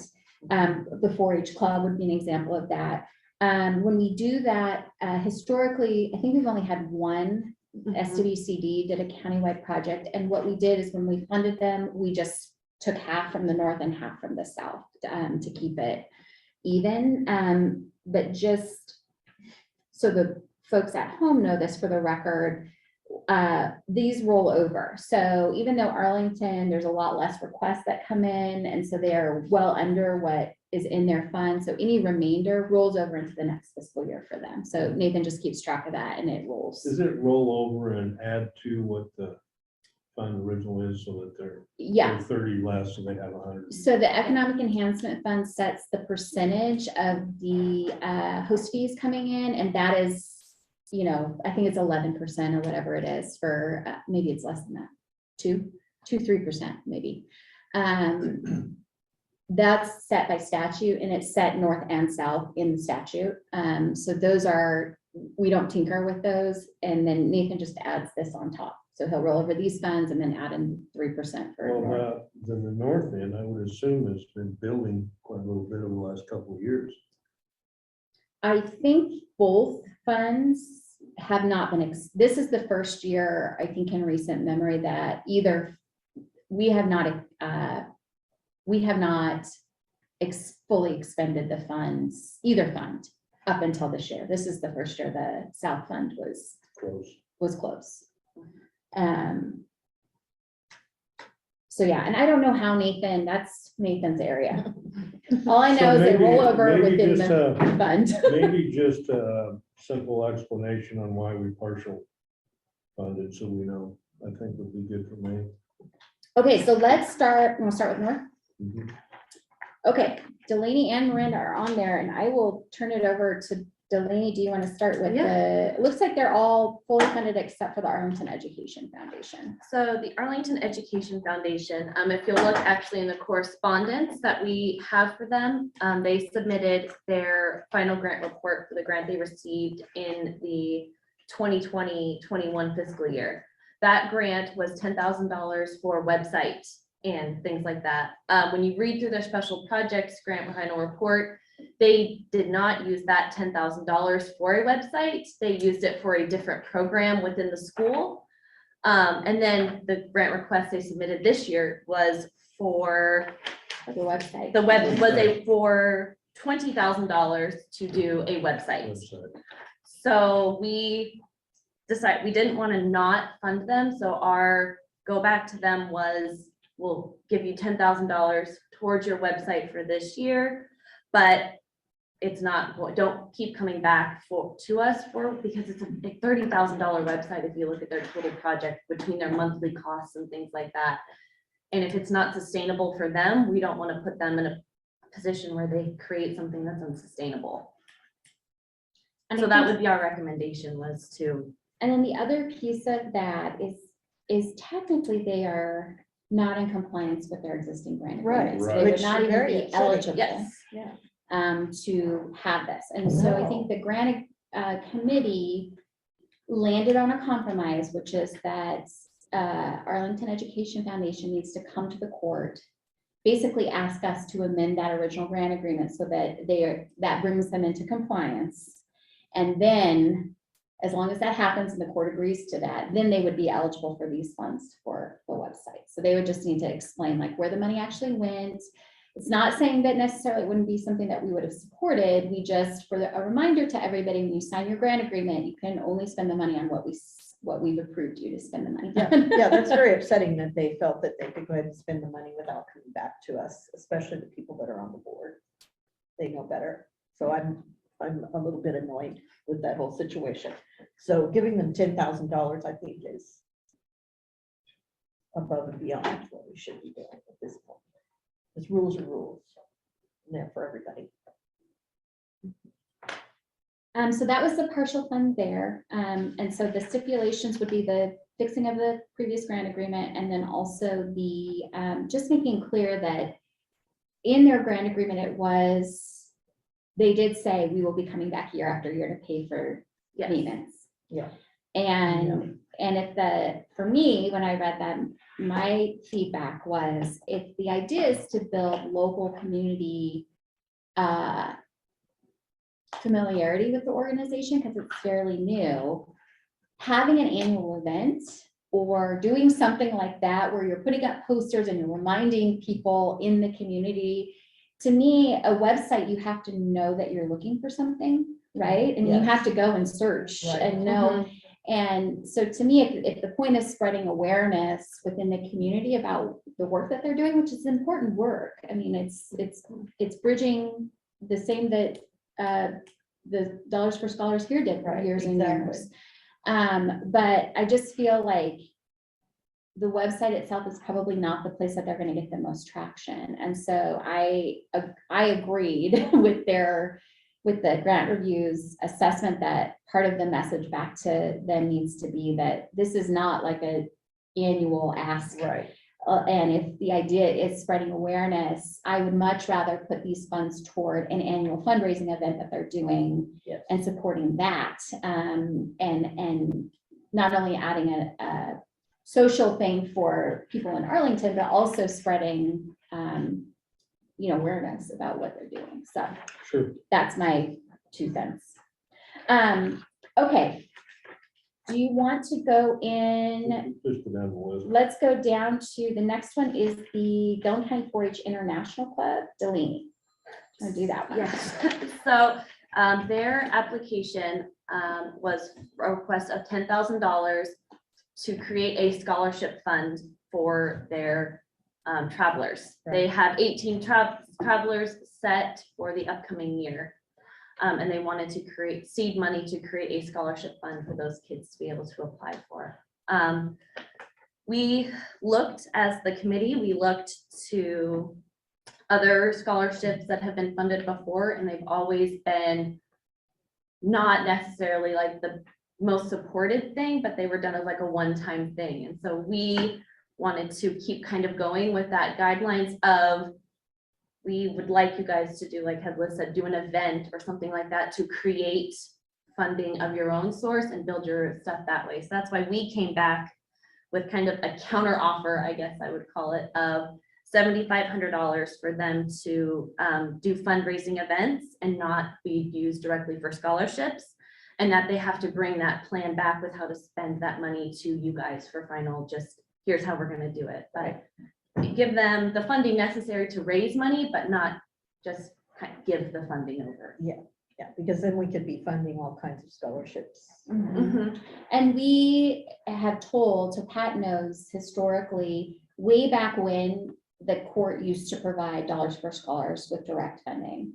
Then when we put the grant program in place, we gave Arlington, like I think a year, where we funded their scholarships out of fairness because we had funded Condon for so long. But we told them moving forward that we were only going to support events or whatever. And so I think this is sort of in keeping with that, is like really these funds, and even in the ordinance, it says like these are for special events and things like that. And so that's kind of where we've drawn the line, is like, we want to support, and this is worthwhile what they're doing. But I think where we can make the most impact is covering the cost for their fundraising events so that it's all profit for them. Yeah. And I think they actually just did one, a fundraising event. So if the court goes along with this, what I might suggest is that we could offer to them the event that they just completed, that we would go ahead and go back and reimburse the costs for what it cost them to put that on. So that way, anything that they made from that event can go directly into their scholarship funds. They don't have to use that to pay back, vendors and all that kind of stuff. And then whatever's left over, of course, would be available for any other events they want to do. And then did you want to talk about the Frontier Chamber of Commerce that was a fully funded, but there was a stipulation? Do you want to talk about the stipulation? So if you read the grant application, they're looking at implementing several different programs within the county to encourage entrepreneurship and help businesses get off their feet off the ground. And we just wanted a better breakdown of what each program costs per program versus the general overview. So that way we could kind of see and then gain what interest there is in those programs. And Caitlin did send that over, so that is ready if the county court would like to. So it's just a little county oversight on where. Yeah, and it would be programs specific to Gilliam County residents, not eligible for. Businesses, new entrepreneurs, and youth. A very high focus on getting our youth mentor match into the businesses, working in projects or areas that we know that they're interested in pursuing after graduation. Working hand in hand with the 4-H OSU Extension Agency as well to, boots on the ground and make sure that we're getting these kids the extra trainings, opportunities that there are in our rural communities. Okay, then moving into the south, let's see, the next one, the Condon Priority 1 is fully funded. City of Condon Priority 2 is a partial fund. That one was that for the county, or not the county, sorry, the city of Condon to put a kind of teleconferencing system into the Memorial Hall city. So an owl, a smart board, various things like that. And we did $10,000 because that's really all that was left within the grant pool after all of these other funding requests to give them. So that's why that was a partial fund. Okay, next one, the Condon Arts Council was fully funded, but with a stipulation, or the recommendation was, what's the stipulation? Was upon proof of ownership of the building. Yeah. It's a lot of work, a lot of funding to put into something that's currently owned by someone else. And if something were to happen with that and the county invested a bunch of improvement dollars into that building, what would We already happen? had plenty invested in that building already. And technically, it's currently owned by a private Right. entity, which would not be eligible for For grant grant. funds. So I thought this was a reasonable, Yes. once the title or the deed moves over, then they would be eligible for the funds. Still important, I think, to have the theater Yes, functioning. And so well, I'm and the Arts excited. Council too is a really Yes, good but program, just- but yeah. a little. Early Learning Center was a fully fund. Condon Elks Lodge was a partial, almost complete fund, just partial. Yes, we recommended to cover the cost of the invoice they submitted from Jameson and Marshall because that was really the one specific cost. Everything else seemed just kind of like extra padding for if something else Oh. happened. It wasn't like a specific broken out item. So we were just like, well, we'll give you the funds for what you know you have as a cost and then look to them to come up with any additional funding needed. Sounds good. The Condon Scholarship Foundation was fully funded, but recommendation was a stipulation. For not receiving funds for live auction items and future grant requests. This was something that we looked at the history of their grants, and I would imagine it might be a little bit to do with funding lapse from COVID and things like that, where they asked for the first time in their grant last year for live auction item funds, and they asked for it again this year. And so it's just really encouraging them to, Get donations. Go out and get beat the bushes. donations and find ways to keep their organization going. Yeah. That way.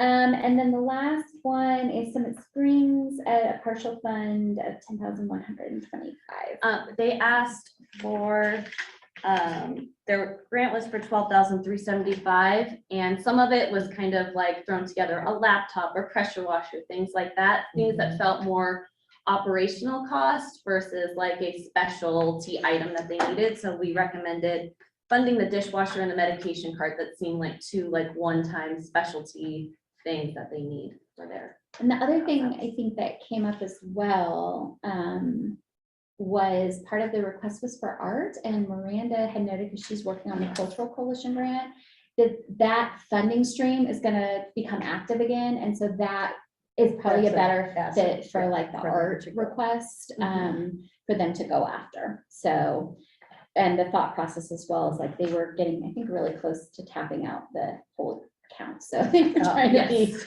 mindful to give everybody as much as they could. So there you have it. Questions on any of these? No, I'd just like to say I appreciate the review you guys did. It's Yeah, it was very thorough. Very Thank good, you. very thorough.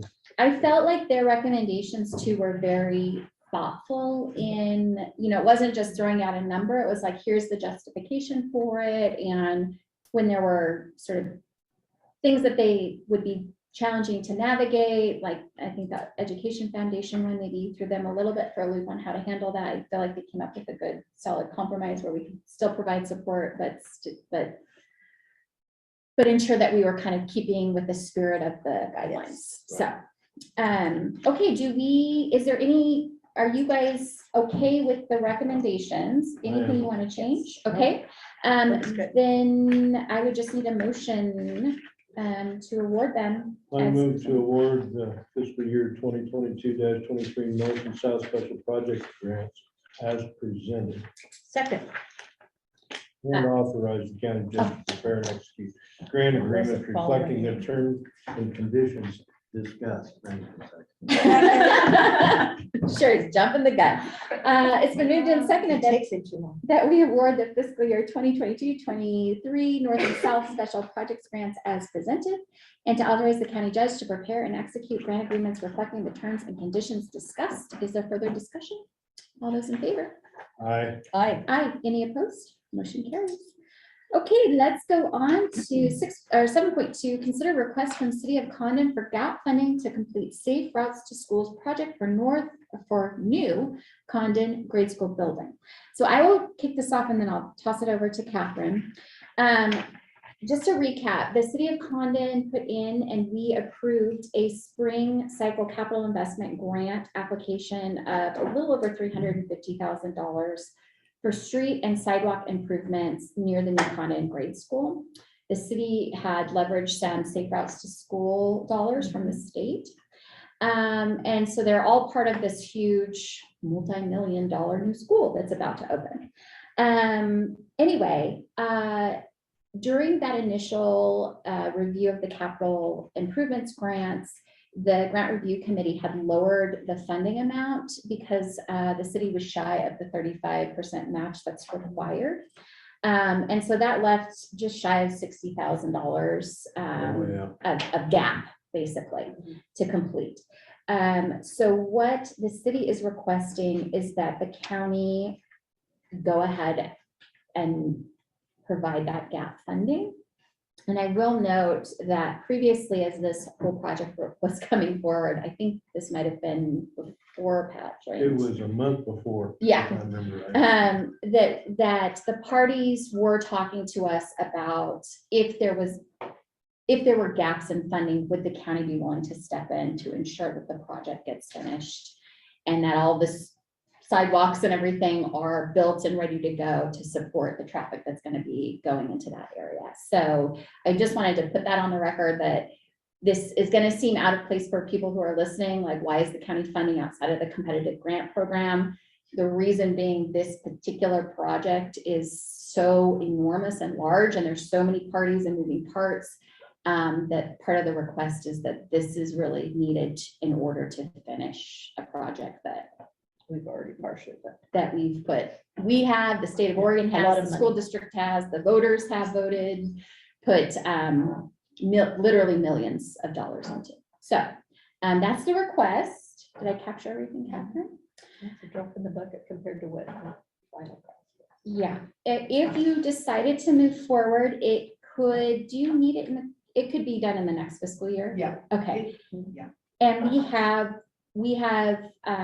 typically for these kinds of requests, we could take it out of the SIP discretionary line item. There's about $500,000 in there that we keep for these kinds of one-off things. And I think you could also make the case that economic enhancement funds could Right, support yeah, this. It's a new definitely, school. So there's places to put it. If you guys have a preference, if you decide to move forward, let me know. But otherwise, I'll just take a look at what I think is coming through and pull it from where I think we have the most. We have $3.5 million under the economic enhancement. So sometimes I will pull it from there just so that we have more in the discretionary if we need it. It So, seems to me that it falls into that, though. I mean, it's improvements to, Safety of our children. right? Yeah. Exactly. well, and it's one of the things when you've got kids of school age, if you're looking to relocate to a community, you look Right. at the school. That's one of the Exactly. things you look at to see if that's where you want to live. So, Yeah. Okay, so any questions, concerns, thoughts about the request? Okay.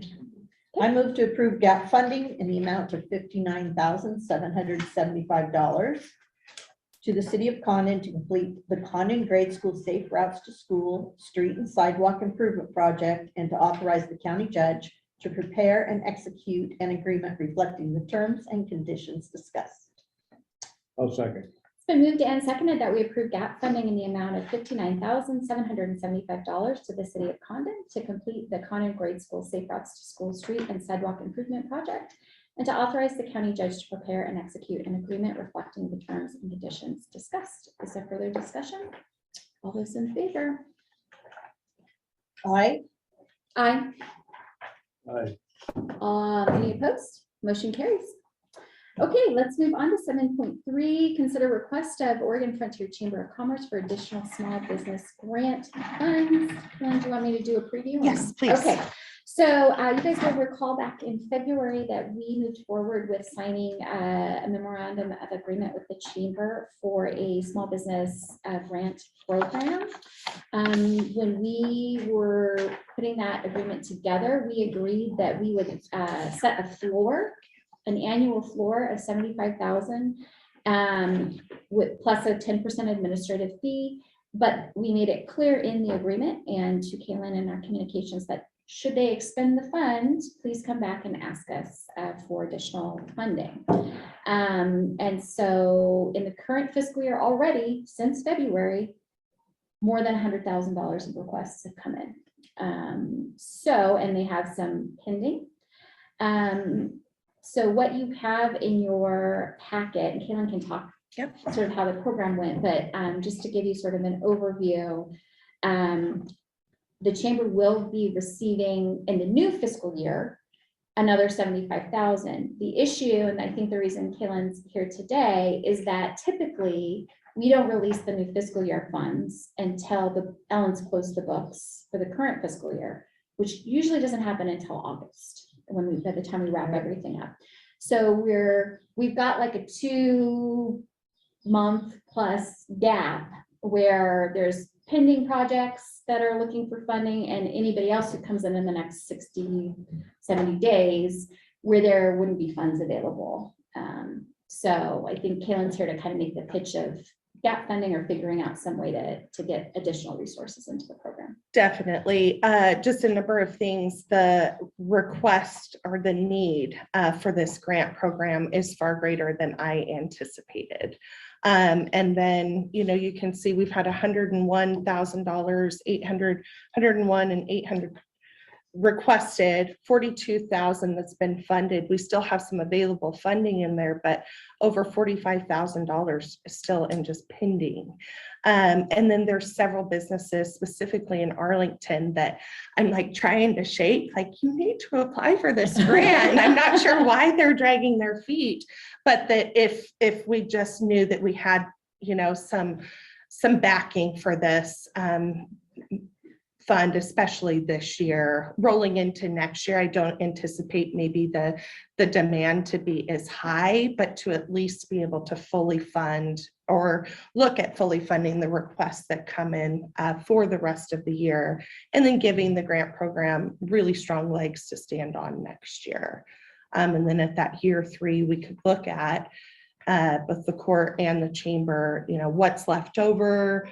How did this work? We've already sent out some request feedback from the grant recipients asking, how satisfied are you with this grant program? Did it meet your business needs? Do you still need additional assistance? And what is this project or this funding allowed you to do that you wouldn't be able to do originally? And all of them have said we wouldn't be able to do this. One is an expansion of a building on Main Street that will create an additional workspace. We've got the heart and soul of our community, the pharmacy, that is needing some really big construction changes in there to better serve the community, but also the retention of their employees. So wanting to be able to support the businesses, and I know you guys want to be able to support them too, but the way that, it works, it's better for you guys to be able to support us, to be able to support them. And, I think I put in there just a request to look at funding at an additional 75,000 for the rest of the year. And then what we don't spend, we can just add to that 75 that's coming next year. And then at that year 3, see where we're at. I think there's a few changes I'd like to make in the program next year, doing it quarterly, not open all the time. I think that will allow us to manage it a little bit better. Also, the expectations of the businesses as well. But it was just such a huge opportunity. We wanted to kick it off and get it rolling with, great response. How many of these were new businesses? That's a great question. I guess that the only, I'm in support of it. The only question I've got is, we got a list, there's businesses I didn't know existed. Yeah, new businesses. Don't know what types of grants they applied for. I'd like Okay. to, there's Yeah, a not little very bit more much information. detail. Sure. Oversight that you gave us so we can see how the program's working and where it's a little more detail and reporting on what. Okay, Where the what the money's going. specific was, if it was like a new business entrepreneur support, business expansion, or one-time support. Yeah, I mean, Okay. even in a one-time support, what is it that we're supporting? Oh, and- show detail on what the Yeah. grant Yeah. was. Well, Same Okay, as what we're getting with the special grants. and the other got it. grants. But what are they needing and what are we supplying? Okay, We're the ones on the street when you have a, say, you end up not funding somebody and they want to know why. We would like to have some details. Right, or somebody say, why'd you give them money? Well, Excellent. I don't know, because we Yeah, don't I have don't those. know, and I details. don't want to do yeah, that. I'd be more than happy to go back to the office and, put in a couple more cells here to explain that information, If you which, could just forward particular- that on to us Yeah, and have it, 'cause I suspect there'll be some questions, you know, when people find out it's out there and what's going on with it. Great. So there are a couple of options, commissioners, to look at, and Delaney laid them out nicely for you. So option one would be to treat this as a gap funding request. So additional funds for the current fiscal year. This would be in addition to the scheduled 2022-23 payment that will come out, you know, once the fiscal year rolls over. So that would be option one. Option two would be to authorize the fiscal year 22-23 payment to come out early. And so if you wanted to move that up and then say to Kaylin, hey, if you exhaust this 75,000, come back to us, but that'll be your new fiscal year. Okay. And then the third is just to say, okay, well, you're gonna have a gap and we'll see you in August. We wanted to give you the whole range. So depending on if one of these options sounds better, there's suggested motion for each of the options. Option three wouldn't require a motion because that would just, it's for the contract, it'll be released. I like option two myself. Is it two or one that we're Keeps us in looking the at? loop a little better. So. No, two is just to give them the money from the next. Two. I like one because it's more money. That's not the way I got explained. So option one would be giving additional money. Yes. They I will knew that's still what get you their wanted. 22-23 payments in August, but this will be the gap sort of funds. So I like the one where we just go ahead and give them The next The next- installment and not Yes. extra money. well, they can come back, she'll be back in 22-23 if the. We're talking about 22-23. Same situation. Yeah. So I'm what just saying, I, get the funds to her off the 22-23 funding, So prepay. prepay, and then when she's in a predicament like this next year, she comes back, we're in the loop on what's going on, we can have the conversation, and we can give her more money then, instead of giving her the gap funding prior to, and give it to her. So I see what Appreciate it. Pat's saying, because if we give the 75,000 and then the other 75,000 is released automatically, he wants to see her face back here, telling us all the good things that she's done with the money. you want her to have to come back and ask for more money if she needs. I appreciate the accountability. Okay. And to me, it doesn't matter as long as the support's there to support the business. You know I support it, I just think it Absolutely. keeps us on and Well, we should be kept up on what's going on. 100%. I mean, we should be reporting. And So now we I know where our know money's going. what additional information you need on the report too. That's really helpful. And I think especially if you move to a quarterly, that might be nice, because then we can just put you on the calendar to come quarterly after you close those grants and then report on how it was spended. So once it's not a rolling application, that might be an easier as well to just have a standing appointment with you. Appointment with the Well, and court. that'll keep us up to date on What's how much money happened. is being spent so that we can foresee maybe that there is going to be a greater need. That sounds really great. And while we're watching, we should be seeing the benefits. Yes. Yes. And you So if we asked, know which businesses there are, we know. yeah, how many new Where are they businesses? from? 4 new businesses 4. were supported in that. And the Buckhorn Saloon considered being a new business to the community. So is that going to help that business stay open more? I would certainly hope so. I mean, We have when some. I first looked at this, maybe We that have was some problematic because it seemed stipulations to in not their be- funding. We'd like to see the changes in their calendar. What extra days are they going to be open with this new piece of equipment that they're putting in? What's the additional revenue that's going to be generated? The goal, I think, as well with the Buckhorn Saloon's request was that it would also support the hotel and the travelers that are coming here. They're looking at a pizza oven to go into the commercial kitchen there so that guests that arrive late, there's still pizza on the stone. Yeah, Yeah, because that's a bit of a problem. in town. it is, unfortunately. Significant. Yeah. Okay, so it sounds like Pat's for option two. Sherry, are you okay with option two? I would be okay with option 2. Great. I am okay with that as well. Does somebody want to make a motion? Where to go? I'll do it. I move to approve providing the fiscal year 2022-23 payment to the Oregon Frontier Chamber of Commerce for the Gilliam County Small Business Grant Program in the amount of $82,500, with $75,000 for grant funds and $7,500 for administrative fees on June 1st, 2022, and to authorize the county judge to prepare and execute a letter of agreement reflecting the same. Second. It's been moved and seconded that we approve providing the fiscal year 2022-2023 payment to the Oregon Frontier Chamber of Commerce for the Gilliam County Small Business Grant Program in the amount of $82,500, with $75,000 for grant funds and $7,500 for administrative fees on June 1st, 2022, and to authorize the county judge to prepare and execute a letter of agreement reflecting the same. Is there further discussion? All those in favor? Aye. Aye. Any opposed? Motion carries. Thank you guys. All so right. much. Thank We'll you get for all your a letter work. of agreement Okay. this afternoon. Great. And I'll just sign it and you sign it. It's Yeah. basically just saying that it's coming Good to to go. you a couple months early. Thank you, guys. And I will revise this reporting and get that sent to Delaney to share. That would be Thank you great. so much. Thank you.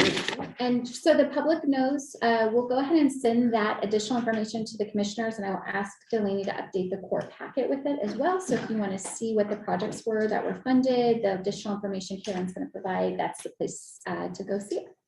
Let's move on to 7.4, consider appointment of Gilliam County Cultural Trust Coalition members. I will kick this off and then I'll kick it over to Miranda. I made a typo on this, just so you know, down in the attachments, it says list of. Yeah. That refers to this list here of all of the members, so you can approve them. So Yeah. my bad, I apologize. We had a lot going on. That thing will bother her too. if she It will, doesn't- I'm gonna have to sure. go fix it. So you know the history with COVID-19 and just members resigning, doing their own thing, deciding they no longer wanted to serve. Our Cultural Trust Coalition had been dormant since 2019, which is unfortunate because those are cultural dollars that could be going out in grants, and we need an existing cultural trust coalition to be able to expend those funds. So I handed that project to Miranda and asked her to go out, beat the bushes, find some members, figure out how many we needed, do all of the things so that we could make appointments and get the committee going so they can start putting this cultural dollars back out into the community. So with that, Miranda, do you want to tell us how it went? Like how many we need, who's raised their hands, all that kind of stuff, and your So to recommendations? start off with, I contacted Oregon Cultural Trust. And we had missed the 2019 reporting for one of our grant cycles. So with everyone's help, I managed to get enough information to submit it. So I submitted it on the 19th. I have yet to hear back what the results of that are. They did give us 2020 funding, and I'm assuming that they'll probably take those funds back. I'm not for sure though, they haven't said. So they're giving us roughly $6,000 a year. But I did receive an email that they're planning to give another additional $5,000 on top of that for this year. So I'm just patiently waiting to hear what our fate is. As far as that reporting goes, they also are very short-staffed. They So should they told understand. me with 2 to 3 week turnaround time for responses. So in the meantime, we're supposed to have 10 total members, 5 from the north end and 5 from the south end. And we have 6 members currently that we would like to appoint. 2 of them are from the north end and the 4 are from the south end. So we need one more from south, 3 more from north. Is that Mhm. correct? And I broke it down since we didn't want everyone to end Right. their terms on the same year Yeah. and look for 10 people. Oh my goodness. Right. We decided to break it down by 3, 2, and 1 year terms, and then following their term cycle, then we can appoint them for a 3-year term if they choose to come back. So if we get the 5 or 4 more members that we need, where would they fall in this? I think technically they could run with the 6. Oh, okay. They could meet and make decisions with 5 members, but Okay. there'd be no leeway. Yeah. Everyone would have to show up to Oh, every right, meeting, right, so I just would okay. like to see if we can get the full 10 members, that way, Or at least a couple if more something anyway, huh? happens, yeah, Yeah. then they have a little You leeway. meet a quorum requirement. Yeah, so any additional, like if you hear of people who might be interested in serving, definitely have them reach out to Miranda. And then I think depending on how many they are, we can figure out, Where we'll to put probably them in, bring them put them in out there. and say we have 3, we might do the same thing, where one gets a 3-year term, one 3, gets a 2, 2, 1. and one gets a 1. That makes sense. So, but yes, we are still looking for members. So 1 from the south, 3 from the north. Public, if you're listening and you're interested in art, it's not a heavy lift as a volunteer opportunity. Great way to support things like Condon Arts Council and other things that are happening in the community. The schools are putting on stuff, the libraries, all kinds of stuff. It's a feel-good thing and a good way to volunteer some time. Non-controversial. So we would love to have people raise their hands. Now is a great opportunity to join because you can be a part of setting the next parameters for what you guys want. I Right, don't think 'cause it's they were kinda wide meeting open. too terribly often. Maybe once or twice before each grant cycle, when they had 2 a year. So we're So- talking 6 meetings, folks, Yeah. not a heavy lift. Raise your hand, come see Miranda if you would like to raise your hand and volunteer. We would love to have you. Commissioners, questions? No, thanks for the work. The ladies Appreciate it. did a nice job of, just so that we don't butcher everybody's names as we're doing, we can just have a motion to approve the appointments, the list that was provided. The list of blank. I move to approve the appointments of Gilliam County Cultural Coalition as presented Yes, I with the second. attachments. It's been moved and seconded that we approve the appointments to the Gilliam County Cultural Coalition as presented. Is there further discussion? All those in favor? Aye. Aye. Aye. Any opposed? Motion carries. Great job, Miranda, getting that up and going. Yes, Good a work. lot of hard work and phone calls and tracking people down, so yes. I'm really excited that we're moving forward. So folks who are working in the arts and cultural space, be looking, there'll be some grant opportunities hopefully here in the next couple of months. So moving on to 7.5, consider approval of modification to Gilliam County Historical Society fiscal year 2021-22 special projects grant agreement. Delaney, do you want to take this one? Yes, so I received an email, which is attached in there from Stephen Allen. He is on the Historical Society, and due to delays in supply chains and of course the shortage of contractors, which we've heard about already once today, they need some additional time to complete the project. They asked through the end of September, but I would recommend doing it through December just for the sake of supply chain shortages, issues with contractors. It gives them that extra time to get the project done. Any questions, concerns? Don't have any. I move to amend the fiscal year 2021-2022 special projects grant award to the Gilliam County Historical Society by extending the grant period to December 31st, 2022, and to authorize the county judge to prepare and execute an amended grant agreement reflecting the same. Second. It's been moved and seconded that we amend the fiscal year 2021-22 special projects grant award to the Gilliam County Historical Society by extending the grant period to December 31st, 2022, to authorize the county judge to prepare and execute an amended grant agreement reflecting the same. Is there further discussion? All those in favor? Aye. Aye. Any opposed? Motion carries. 7.6, discuss community renewable energy grant project selection. Pat, do you want to take this one? Yeah, Alan Hickenbottom has been in contact with me. We met with him. Whenever we met with him, a couple weeks ago. He's gonna be at the Condon City Council meeting tonight to visit with them about the program. And, you know, initially I told you that Catherine had kind of recommended the County Grade School as a project. What he really needs to move forward is who is going to be on the grant application. Is that going to be a county grant, or do we pass it on to the city and let them take it and run with Alan? And if the county court is good with the County Grade School as a project, I would say is the two things that he really needs to move forward. He's been in the portals open, he's been into the portal, he's kind of wants to get on the system with whoever's going to be the applicant. And So to me, I think we pick the project first and then figure out the applicant. And it sounds like the grade school is the most viable. Sounds to me like it too. Okay. I mean, the other one that's been in discussion is trying to do a multi-buildings system up around Summit Springs with the churches and stuff. And but I mean, I like the grade school. And I like the idea of being able to leverage funds for this purpose. I think that for the city's redevelopment plans, potentially that could help with some of the pieces they're trying to put together for how to fund, rehabbing that building and whatever Yes. they end up doing. So I'm on board for that being the project. In terms of the applicant, does he know, like, this is the planning grant. So say we're successful, we get the planning grant, or the city, whoever ends up doing it. Does the implementation grant, I'm assuming the applicant needs to be the same.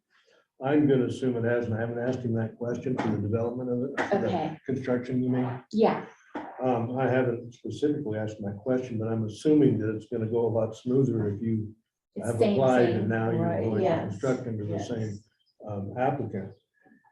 And his communications to me, it's just not a real big deal, but it has to be a government body. Yeah. I mean, my feeling is a couple things. One, assuming the city has capacity, and Catherine's not like, please don't Please have don't me make be me a do main person. To me, it doesn't make sense for us to be in the middle of the city's Right. project. Yeah. Like, it feels like we're contributing by providing the grant writer, the sort of funding for that, but, it seems like if we're in the middle, we're just convoluting something that Yes. Catherine's more than capable of working with Alan directly. And then the other thing, just from a administrative standpoint, is I'm assuming you probably have in your budget money to run through for the grade school, whereas we would have to figure out how to pass the money through. Right.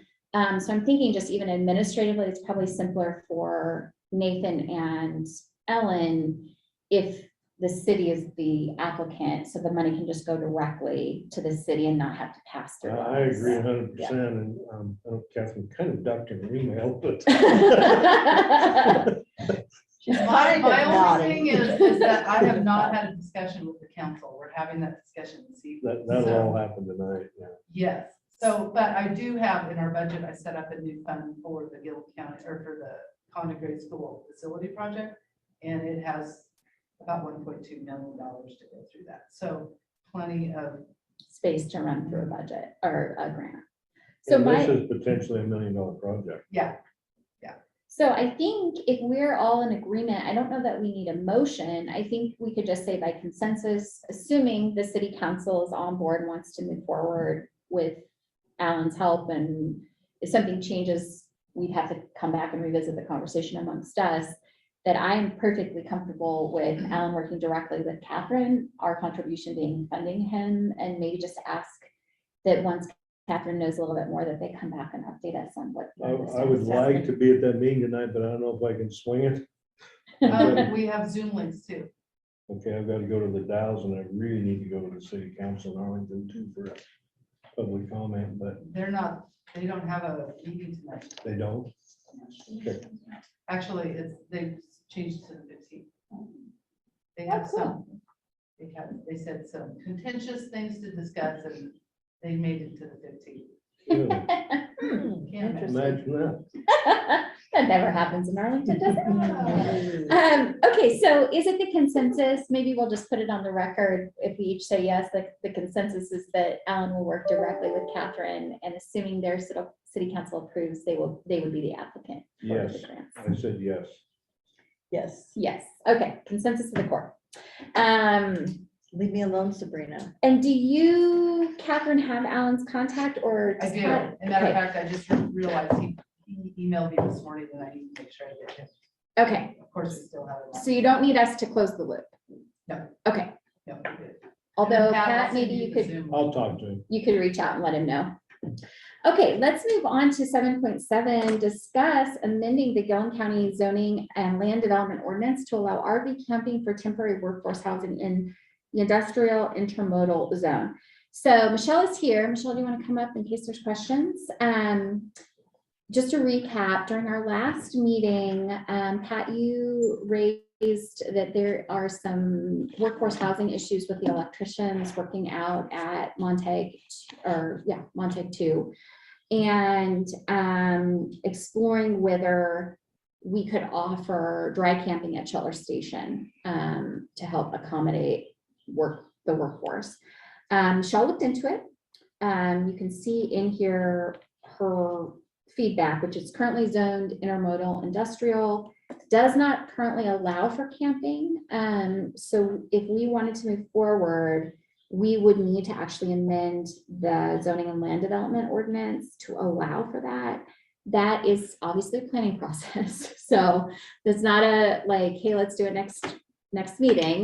Michelle has already, assuming the court wanted to move forward based on our previous conversation, has sort of put the paperwork in with DLCD, the notice that's required. The process would be 2 public hearings, one before the planning commission, then it would have to come before us. There's all of the notice requirements in between there. So the timeline was like early July. Was that when you looked at it? By If the county time- court decides to move forward, the planning commission public hearing, if I confirm that everyone can be there, will be at the end of this month. So it will take place. I think the 27th. Planning commission, and then it would be. And then back to in the July, court, yeah, and so would be that'd the county court. Into July before. Into the July. court So would what be- does it do with our discussion if they move forward before that? Has that changed? We talked about that this can all follow that according to legal. Yes. So my concern is, do we know for sure that there are no camping places? Should we think more about Burns Park and freeing up some of Here- those here- spaces for long-term, but not all of them, but some of them? Here How is, many are there that want to camp you there? want me to answer? Is there a commitment from? She wants to get them all out first. I've already been down quite a little bit of research on this, as Okay, Michelle fill me knows. in. And the concerns are, and one of the gentlemen that started this request has stayed at Burns Park before. And I don't completely understand the boundaries of the union and the stuff that go with that. There's some issues with that, not big ones, but I toured all of the north end RV parks Okay. that are full. They had one pull out of the bottom end 2 days ago and one pulled in last night and filled that spot. They have parked them in there in all kinds of strategic places. to- What are you talking about? Bottom end? RV, the lower trailer park, Okay. the lower Cottonwood trailer park, whatever it is. And the upper one is completely full. The port is full except for a couple they leave for travels overnight. What about There the are one at the some, airport? it's full, there's 20 spots, there's 20 units up there. There's also some residents in Gilliam County, not in the city of Arlington, that have multiple units on their property, which is not necessarily. Legal? And then So there are they haven't some. set their rate for coming Who to. shall remain nameless. We're In coming this public to, meeting. there's actually 3 that I know of that have multiple units on their places. There is, the problem with coming to Burns Park is obviously it's not where they really want to go because it's away from stores and everything else. There's also no place to get anything to eat at night after 7 o'clock in Condon. And then the road itself. So there's resistance to being forced into that. But I don't think Well, we makes don't have any that many sense. spots. And I don't think that makes any sense. And It's so not any gonna- place you look at, you might stuff 1 or 2 here and 1 or 2 there, and that'll probably happen regardless. So tell me, do you know how many are displaced? Because, No, what I know is they had 40 electricians a week and a half ago and needed 140. I knew they were shorthanded. A little bit of data just to add is that Daryl did get a call from one of the electricians who I think might be staying in a motel and was curious about long-term stays at Burns Park and per our policy. And I suggested that they yeah. look into that too in this whole process, that they reach out and Yeah. out about getting up here too. So Daryl One sent thing we them, did talk about was we're really not, because it is county owned, it's really not affecting private businesses. Right, It's right. yeah. a government owned. So Daryl did send the gentleman an application. He thought he might have up to 6 people that he knew of who were looking that, and we have not seen that application come back. But it was the long weekend, so I'm not, we might get it later in the week. So my intention would be to sign anybody that's coming in and say, yes, that's fine to do a long-term rental. So I just wanted to put that additional data that there are some And that look there's like gonna they're be staying people that here. don't want to dry camp that are gonna drive this Yeah, 30 miles right. because they don't have to dry camp, they have a hookup. And you know, Yeah. so you're gonna have some people that want that. I mean, I feel like, here's my thought. I'm not opposed to amending the ordinance, because in the long term, this has been a recurring problem. Right. Every time there's a project, we have a workforce. But I'm kind of where Sherry is, I'm like, because this is gonna be a rush job. And anything that Michelle, not that it's not worthwhile, but I think we need to keep in mind that this will become Michelle's priority, which means anybody who is in the queue for something planning is probably gonna be pushed. So it's not that I'm opposed to doing, but I wanna make sure it's gonna be used. Yeah. If we're gonna do that, because we are, I mean, she's got waste management, she's got all kinds of people who are in the queue working through processes that it's one thing if people are like raising their hands and saying, yes, I'm desperate for the space, but if 20 people lined up. but if we divert county resources to do it and then nobody shows up, I'm concerned about that. Yeah, and I don't know, other than I hooked Eric or Mark, actually Mark up from Omega Morgan with, I can't think of the gentleman from Sterling Williams, and he was passing it on to OG, who was the electrician's contractor. So I don't know where that conversation is and what the likelihood is. I can follow up and see what we know with Sterling Williams, see what they know about it. But I mean, they called me like every day for 4 days, so there was some urgency there, but I don't.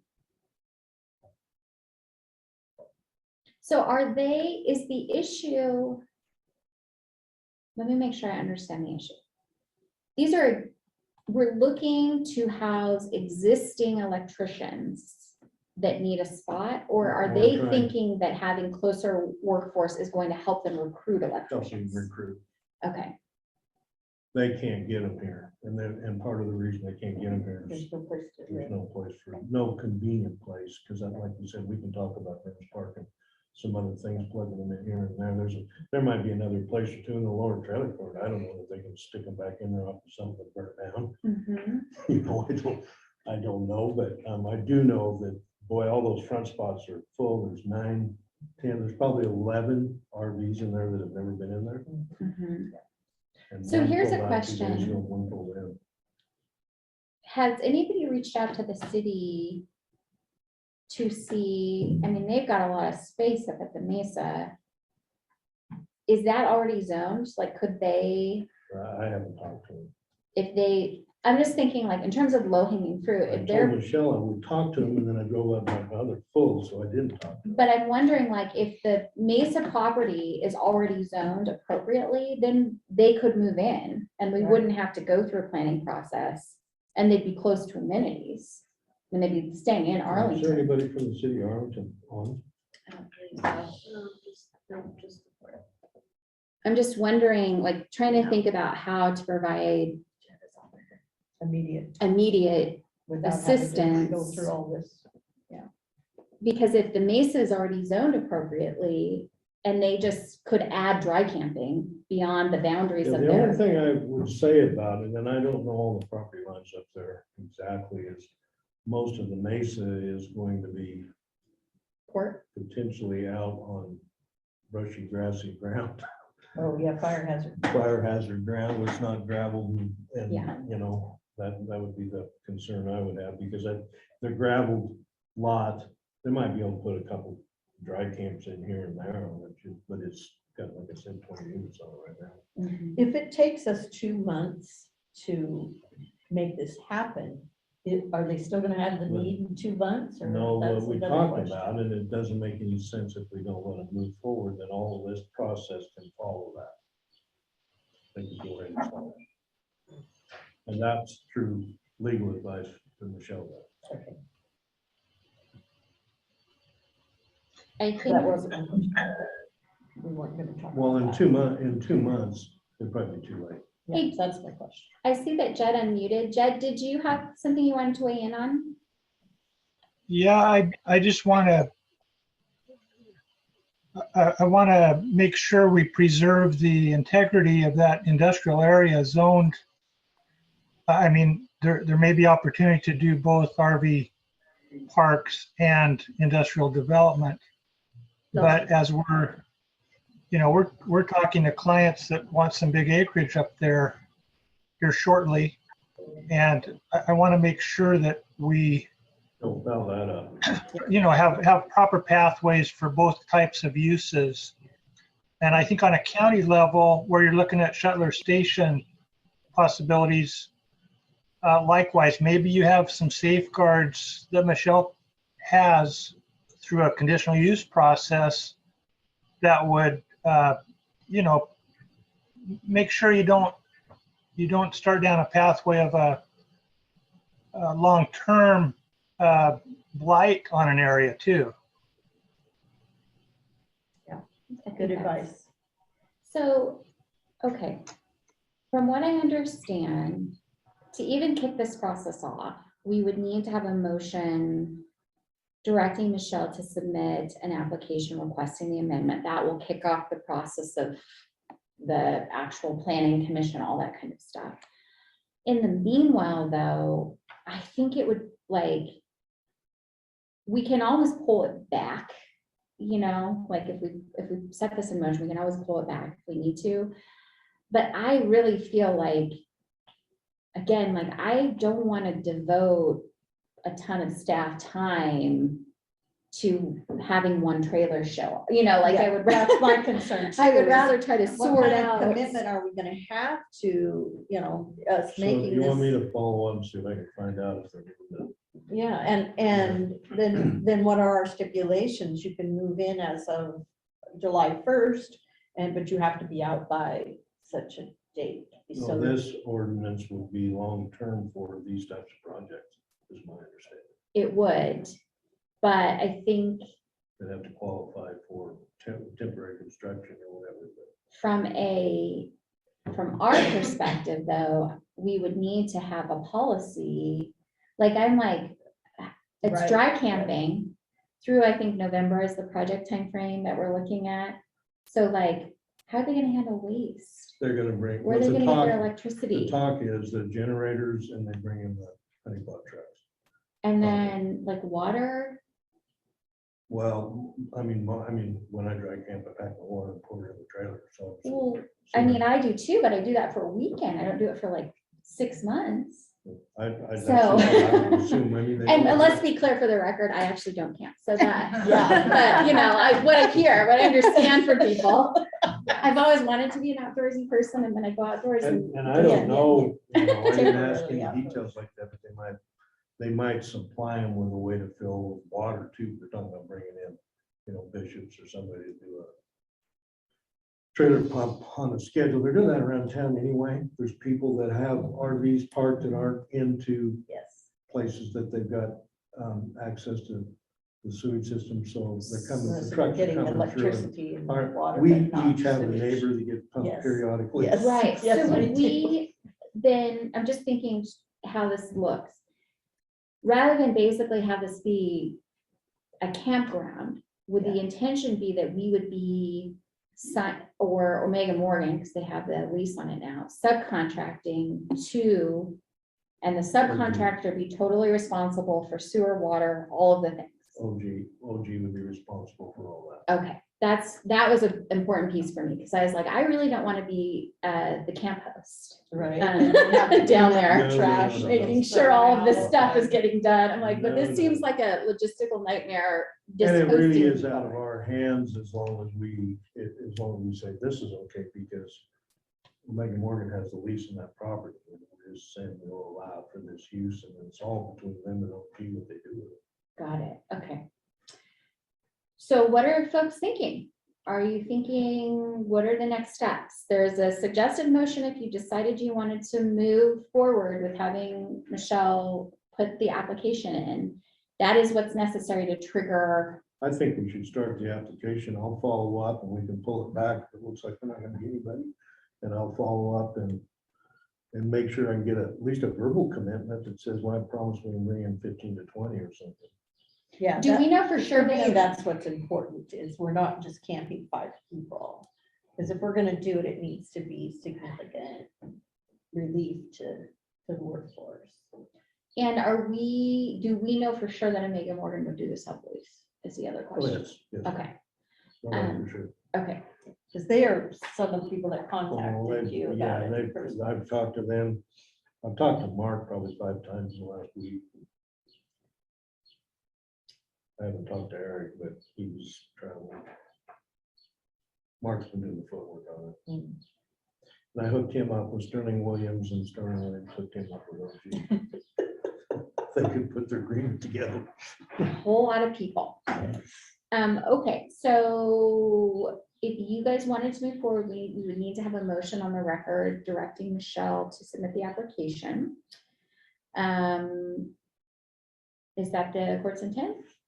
Yeah, I'll move to authorize the planning director to submit an application requesting an amendment to Gilliam County zoning and the land development ordinance to allow temporary placement of RVs for workforce personnel in conjunction with construction of an energy facility in Gilliam County, and to add such allowable use to the intermodal industrial zone.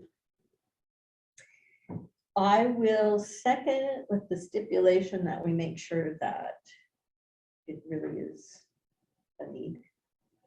Okay, it's been moved and seconded that we authorize the planning director to submit an application requesting an amendment to the Gilliam County zoning and land development ordinance to allow temporary placement of RVs for workforce personnel in conjunction with construction of an energy facility in Gilliam County, and to allow such allowable use to the intermodal industrial zone. Is there further discussion?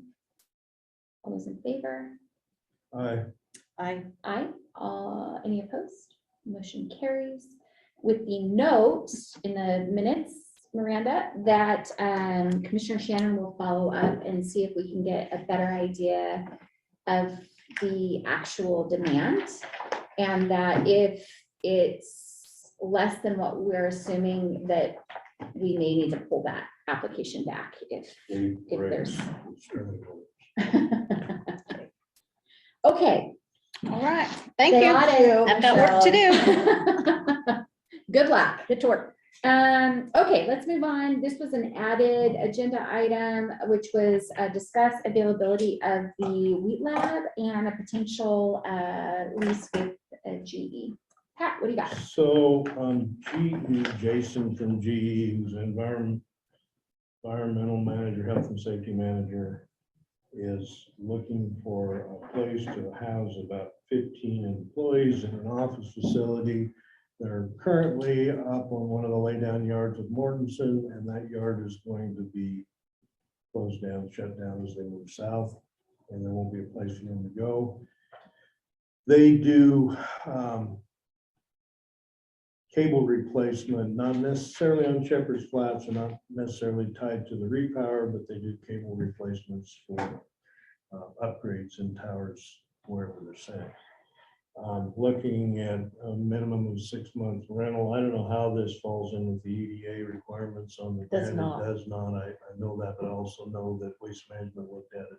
And a prior court had looked into it, and there was some variances that they could get, or they would probably. And that would take an agreement from the EDA, and how soon do they want it? It could be They're months. mid to end of July, and they've And been you blowing would- on my phone as we've been sitting here. What about the Gronkus building? There's still available spaces there. They weren't too interested in commingling with other offices, so I don't know why. Yeah, your process with EDA is gonna take much longer than they're probably gonna be in there. Believe me, I've been there So, twice. Okay, so I mean, I don't know. What I is just what is their timeline? Like, they They- would be in for 6 months, but when would they want to know, start? Mid to the end of July. So what we can do, Is try to go to the EDA. we can try to go to the EDA and maybe we can make a COVID case of like, hey, you guys are federal government, you're supposed to be all about recovery. This is a way to help us bring jobs immediately into the vicinity and see if they buy it. It wouldn't fit with the current grant agreement, but You'll need a But letter how long from until them that grant explaining what agreement they're gonna expires? do. It's 2 years. So we're like, I think it's end of 2023, 2020, early 2024-ish. I know it So, was coming up, I just don't know. yeah. we're close. I think it's 24 now. We can, so what I can do is if you can send me in an email, or if you want to do it yourself, that's fine too. Just a brief description, here's what they need it for. And it sounds like it's just office space, It's right? basically just office space, the 15, I mean, most of the guys are gonna be in the field working, but there could be 15 in workspaces and they'd have to utilize the lab. They're wondering about, can we put, would we put the equipment somewhere? It's got, and it's dirty and filthy and. Yeah. There's some other issues. They also want to know about putting a Connex unit out there, which would hold all these cables that they're replacing. They're afraid to come into it. They load up the pickups, take it out to the job site, so. Got it. So what I can do is if you can capture what they need, who they are, what they're doing with the facility, the time frame, we will send it to EDA and probably put our federal delegation on it and ask for, like, assuming they have staff to even respond, which seems to be a big question with all of our partners right now, to see if it's even a possibility Sure. that they would entertain it.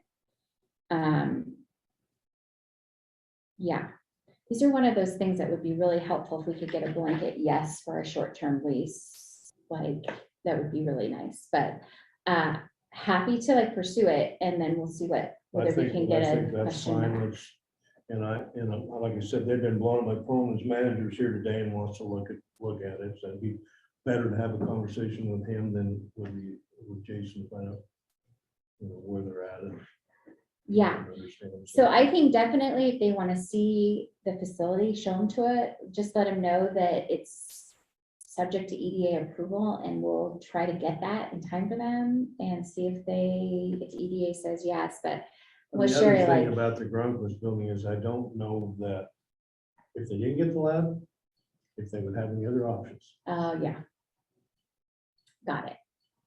So we'll try this and then if EDA disappoints us, which has been kind of the Sherry's and I story of our life, then we'll give him Jed's number. I jumped from one person to another while I was, in between things too, so they kept passing on to who was responsible for, Sounds like working with the Two government, Rivers doesn't it? Correctional Facility. Give it to 'em. So you get to feel like a football after a while. Right?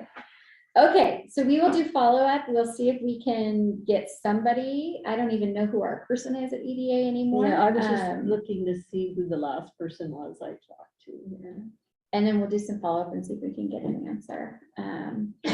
It's How definitely far did it- available. How far did it go when they went with the waste management? Because I thought waste management was It to stopped, the point that they had decided they didn't want it at $1 a month in utilities, which I told these guys 2,000 plus utilities.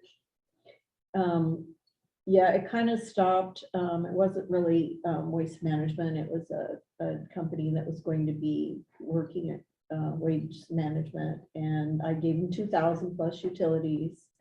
And it kind of died away mostly because of what was going on between this company and waste management, as far as I know. And then I never heard back from them again. Yes, I thought it was Just kind of a dollar got as low as $1 rent plus. See, it seemed to me like, I No, remember the utilities ran almost $2,000 a month. it was Ardent Mills that came back with a lower bid for what they would want it for, and they were only gonna use it like once a week or something, and so that went away as well. But both those projects fell Well, one time, within. Waste Management was looking at putting their environmental department. Was talking about it, at least at their. Well, they're, yeah, on their level, they might have been, but I never talked to anybody about it. Well, we will get a contact there and we call Wyden's office and see if they can help us with that. And then we'll see what we can do. We'll make a COVID pitch because that they're focused on Right? helping recovery and see if that gets us anywhere. And then maybe in the process, we'll see if maybe they could give us a blanket yes for short-term leases throughout the end of the, to provide office space. I don't know. We'll make an ask and I will follow up once I have some more information on who we need to be talking to. Anything else on that piece? You know, I was just looking to see if I could find where EDA had, what they had requested from me from the last time, but I'll look for that stuff and give it to you. I'd like. Perfect. Okay, let's move on to announcements of next meeting. Next meeting will be June 15th, 2022. We will be in Arlington. Just as a reminder, first meeting of the month is in Condon, second meeting is in Arlington. That will be at the Gronquist building. Are we Sure. gonna try to do that downstairs? Do you want to do it upstairs? Are we ready? You need a monitor, wouldn't you? We don't really use the monitor upstairs, so we could do it downstairs. Yeah. We were talking about, is it? Who Is it were you big talking enough? about has a big TV screen or something that they use? Oh, Kaylin has just a TV on a rolling stand that does the same We thing could as. maybe, we get there more permits, you could set Zoom with that one maybe. Well, the port applied for and we granted their to have a similar setup to what we have upstairs. So once it's set up upstairs, I think we could meet there and then Miranda. So and Delaney what's can just- wrong with what the port's got upstairs? I guess, It's only They have good. nothing. I don't think they have anything yet. Yeah, they had a big screen. They oh, yeah, have they got a a big screen. but Yeah, it's- Morris has it been in there, used it It's the not other very day. user friendly. I didn't know along with the port. I thought that's what Jim put in the other one. No, it's. I think, yeah, I'm not sure what all it's for. It's not real user friendly. Yeah. I Well, think that was the Miranda issue. says it requires 2 laptops. I don't know, I don't get it. Yeah, But I know that sheep growers used it and I think that maybe they just did, Waste Management did a presentation on it and then Morris used it a couple of times. but I don't know. so why don't we say for the next meeting, we do downstairs and that'll be a good introduction to the public of our new office space that's down there. And then once the port gets their equipment set up, we can migrate back upstairs. So we have a full use of smart board and owl and all the things. That sound good? Okay, Sherry, what do you got going on? I'm sending you an email about EDA. You want me to go to Pat? Pat, what do you got going on? Well, I really haven't, there hasn't been much going on since the last meeting. I did attend the EOCA meeting, but it's been pretty quiet as far as meetings the last couple of weeks. And then other than everything we've discussed today, going on in the background. Just a little bit going on. So that's already been discussed, so that's kind of where I'm at. Got it. We did get stickers for the Yes. offices down there, so I'm scared to put it on, but we do have a large one for the front window. Oh, for So Gilliam who's gonna County? put it on? I don't know, That's your problem. because I know that if Because I you're stick afraid it it's on gonna there, have it's gonna wrinkles and be stuff? Well, crooked it's and then round it's if gonna you- drive me if you don't crazy. get it. Well, it's coming up. It's gotta be one of those. Tell where me you when set you're it- gonna be there and I'll on come there. help you, Step because we're ladders both, too. we'll get a, well, we just need to measure and make sure we're getting it even So Sherry's raising her hand. She'll help you. and Okay. mark where we're gonna put it. April and I put the ones on our doors and we were laughing because, They weren't sure. well, just trying to figure out how we wanted to do it and then, yeah, it was a mess. It Yeah, was I would a have fun- anxiety A about fun that too. experience with her. So Miranda, while you're talking about Good bonding experience. the office space, do you also want to share just for the record so folks know what your office hours, what your plan for scheduling is going to be? Yes, so, the plan is for me to be down there on Tuesdays and Thursdays. And then obviously county court for Wednesday might be, I'll be back and forth, so alternating Wednesdays. Yeah.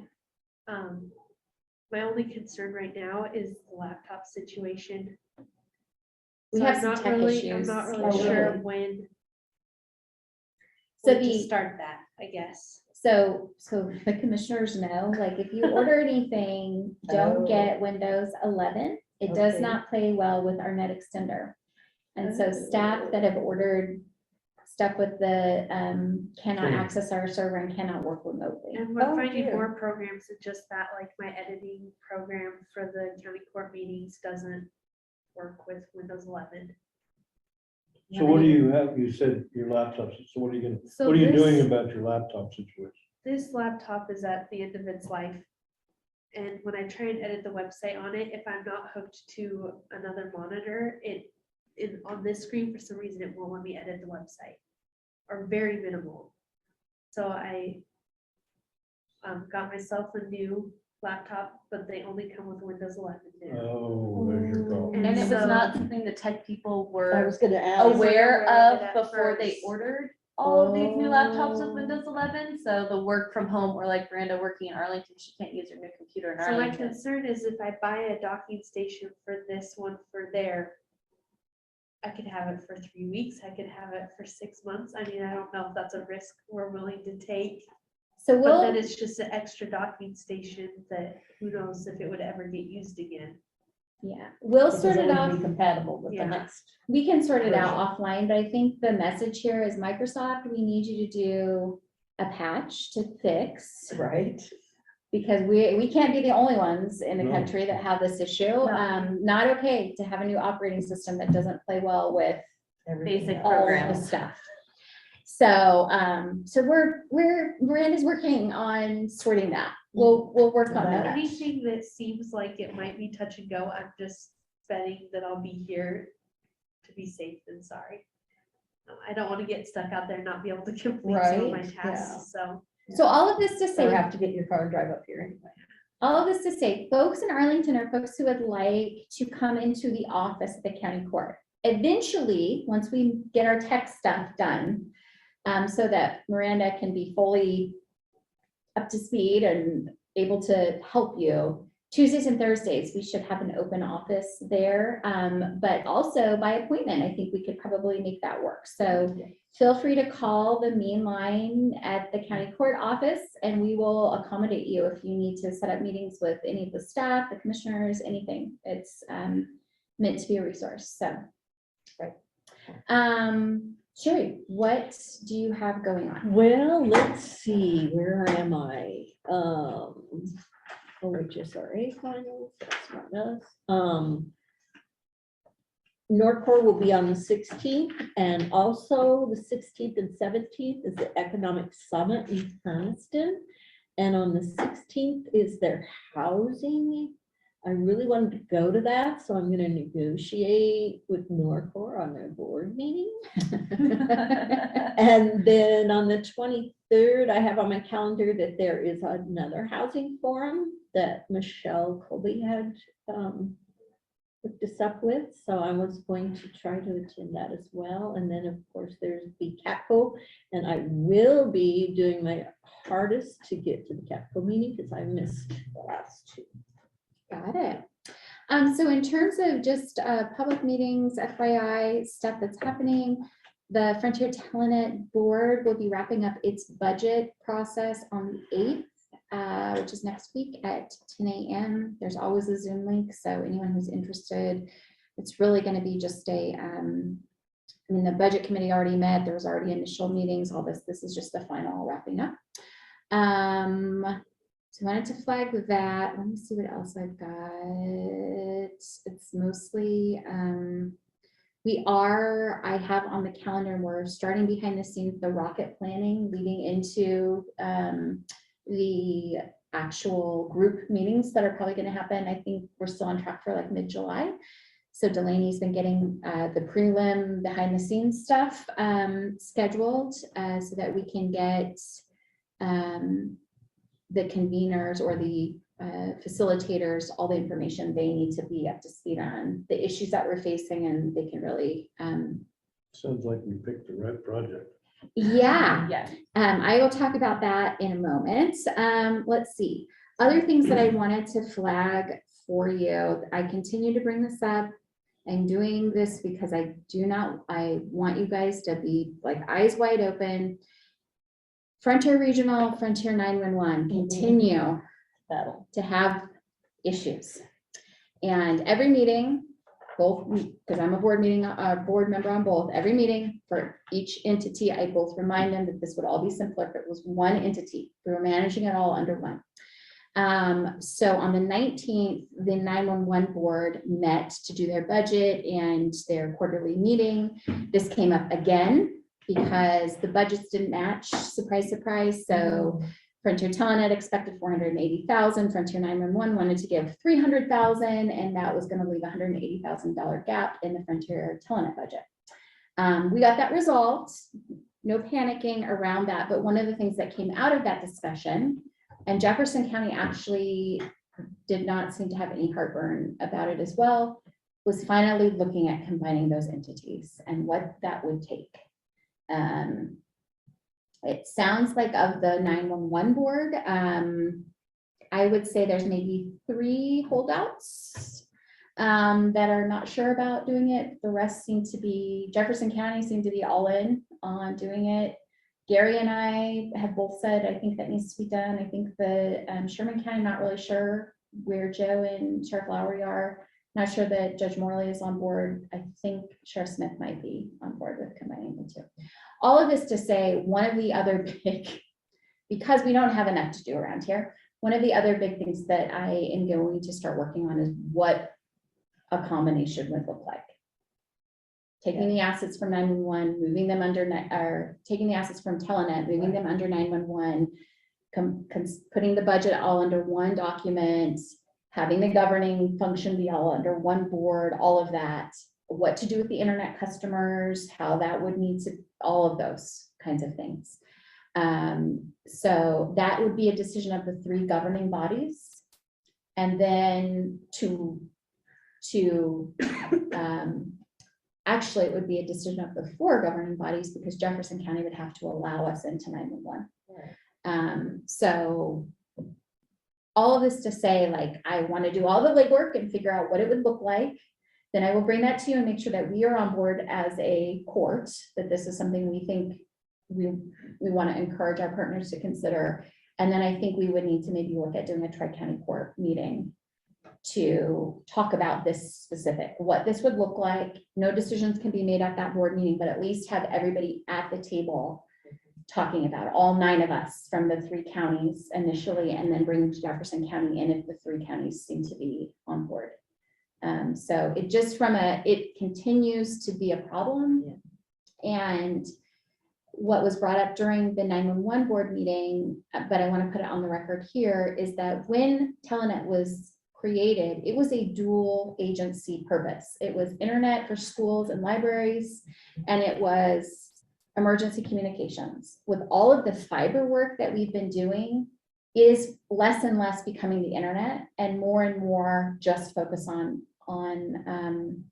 emergency services. And the issue is the 2 are not talking to each other. So things will happen like the Frontier Telenet board will be talking about decommissioning towers. And Gary will happen to be listening and saying, wait, we need that connectivity into Corp County.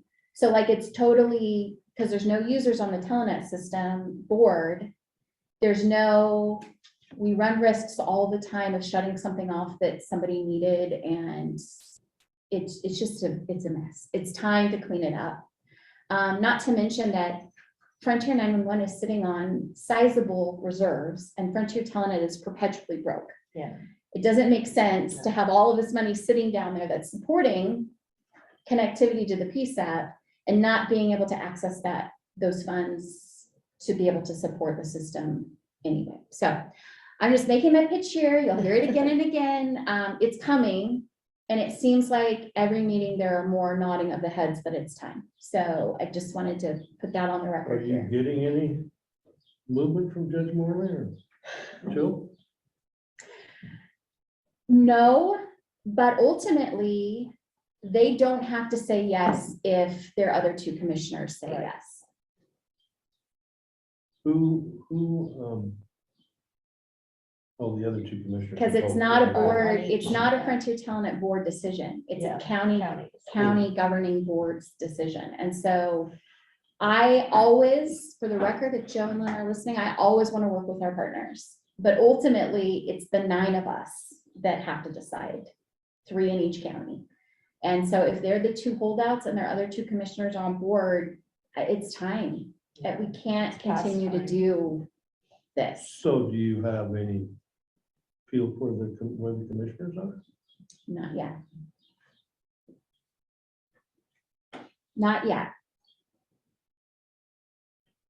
But I think if we have a solid plan, honestly, Yeah, I would I think if they say, can see it, like the plan that you're putting forth will help a lot. yeah. And I would say with my fellow judges, I think the fear is the unknown of us accidentally unraveling something that we weren't intending to unravel. And so having a clear plan on how this would look and making sure that we've thought of every contingency detail, if we can The show legal that, aspect of it. I don't know that they would have an objection to that because they have just as many votes on the 911 board as they do on the Frontier Telenet. Yeah, that's the part that's just kind of mind boggling. Yeah, we're not talking about dismantling the system really or Well, doing you're not anything talking other about than it- You're not talking moving about it. 2 different boards with 2 completely different individuals. No, it's the same board members. Yes. It's just a bigger board, 1 additional county, and making sure. One thing that Judge Marley may eventually find is that he would appreciate not having to constantly be battling for additional funds for Telenet. Right, that's the big issue. Yeah, that would no longer be a thing. We would pay our user fee directly into 911. It would support the same way we're doing now. It's just, it would all run under 1 budget. And the other thing that has come up is where this all started, or is that because they're 2 separate entities, if 911 takes on a client and signs a contract, we are required to provide the service, and we don't have a place on the Telenet side to recoup the cost for adding somebody to the network. So all the towers that it takes to reach the county, there's no way for us to reach out and grab those funds the way they're currently set up. So when they added Jefferson County, they only added them on the 1, they didn't capture them on the network side. And now there's no way, we can't just cut. We can't just say, okay, sorry, no longer accepting 911 call. Like, we can't do that. So we're in a place now where Jefferson County doesn't have no incentive to pay on the Telenet side. They have a contract on the 911 side. So if you add it all under there, you actually can look at what it costs for the entire network to add a new client. So anyway, I've been preaching to the choir, but I just wanted to let you know You are with me. that's for that is still working. I will not give up. Every meeting I bring it up, and I will continue to bring it up until it changes. So the other thing that I wanted to flag, speaking of the rocket, you guys know this is not for the 2 of you, this is for the public, so they understand what is happening with childcare right now. But we have literally, in the last 2 weeks, we have had 1 Gilliam County employee resign because of a lack of childcare.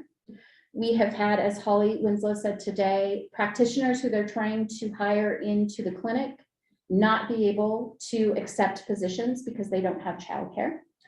I know that we have now road department employees who, because of sick leave policies that the center has to have, who are needing to leave in the middle of what is a busy construction time for them in order to provide care, because I'm sure they're switching off with their wives on who has care today. Which potentially could lead to shortages with our road crew. I am getting emails from essential service people who are working in, say, Summit Springs and other places, who are running into similar things where they do not have backup childcare. And so for some reason, they can't get their kid in at the center.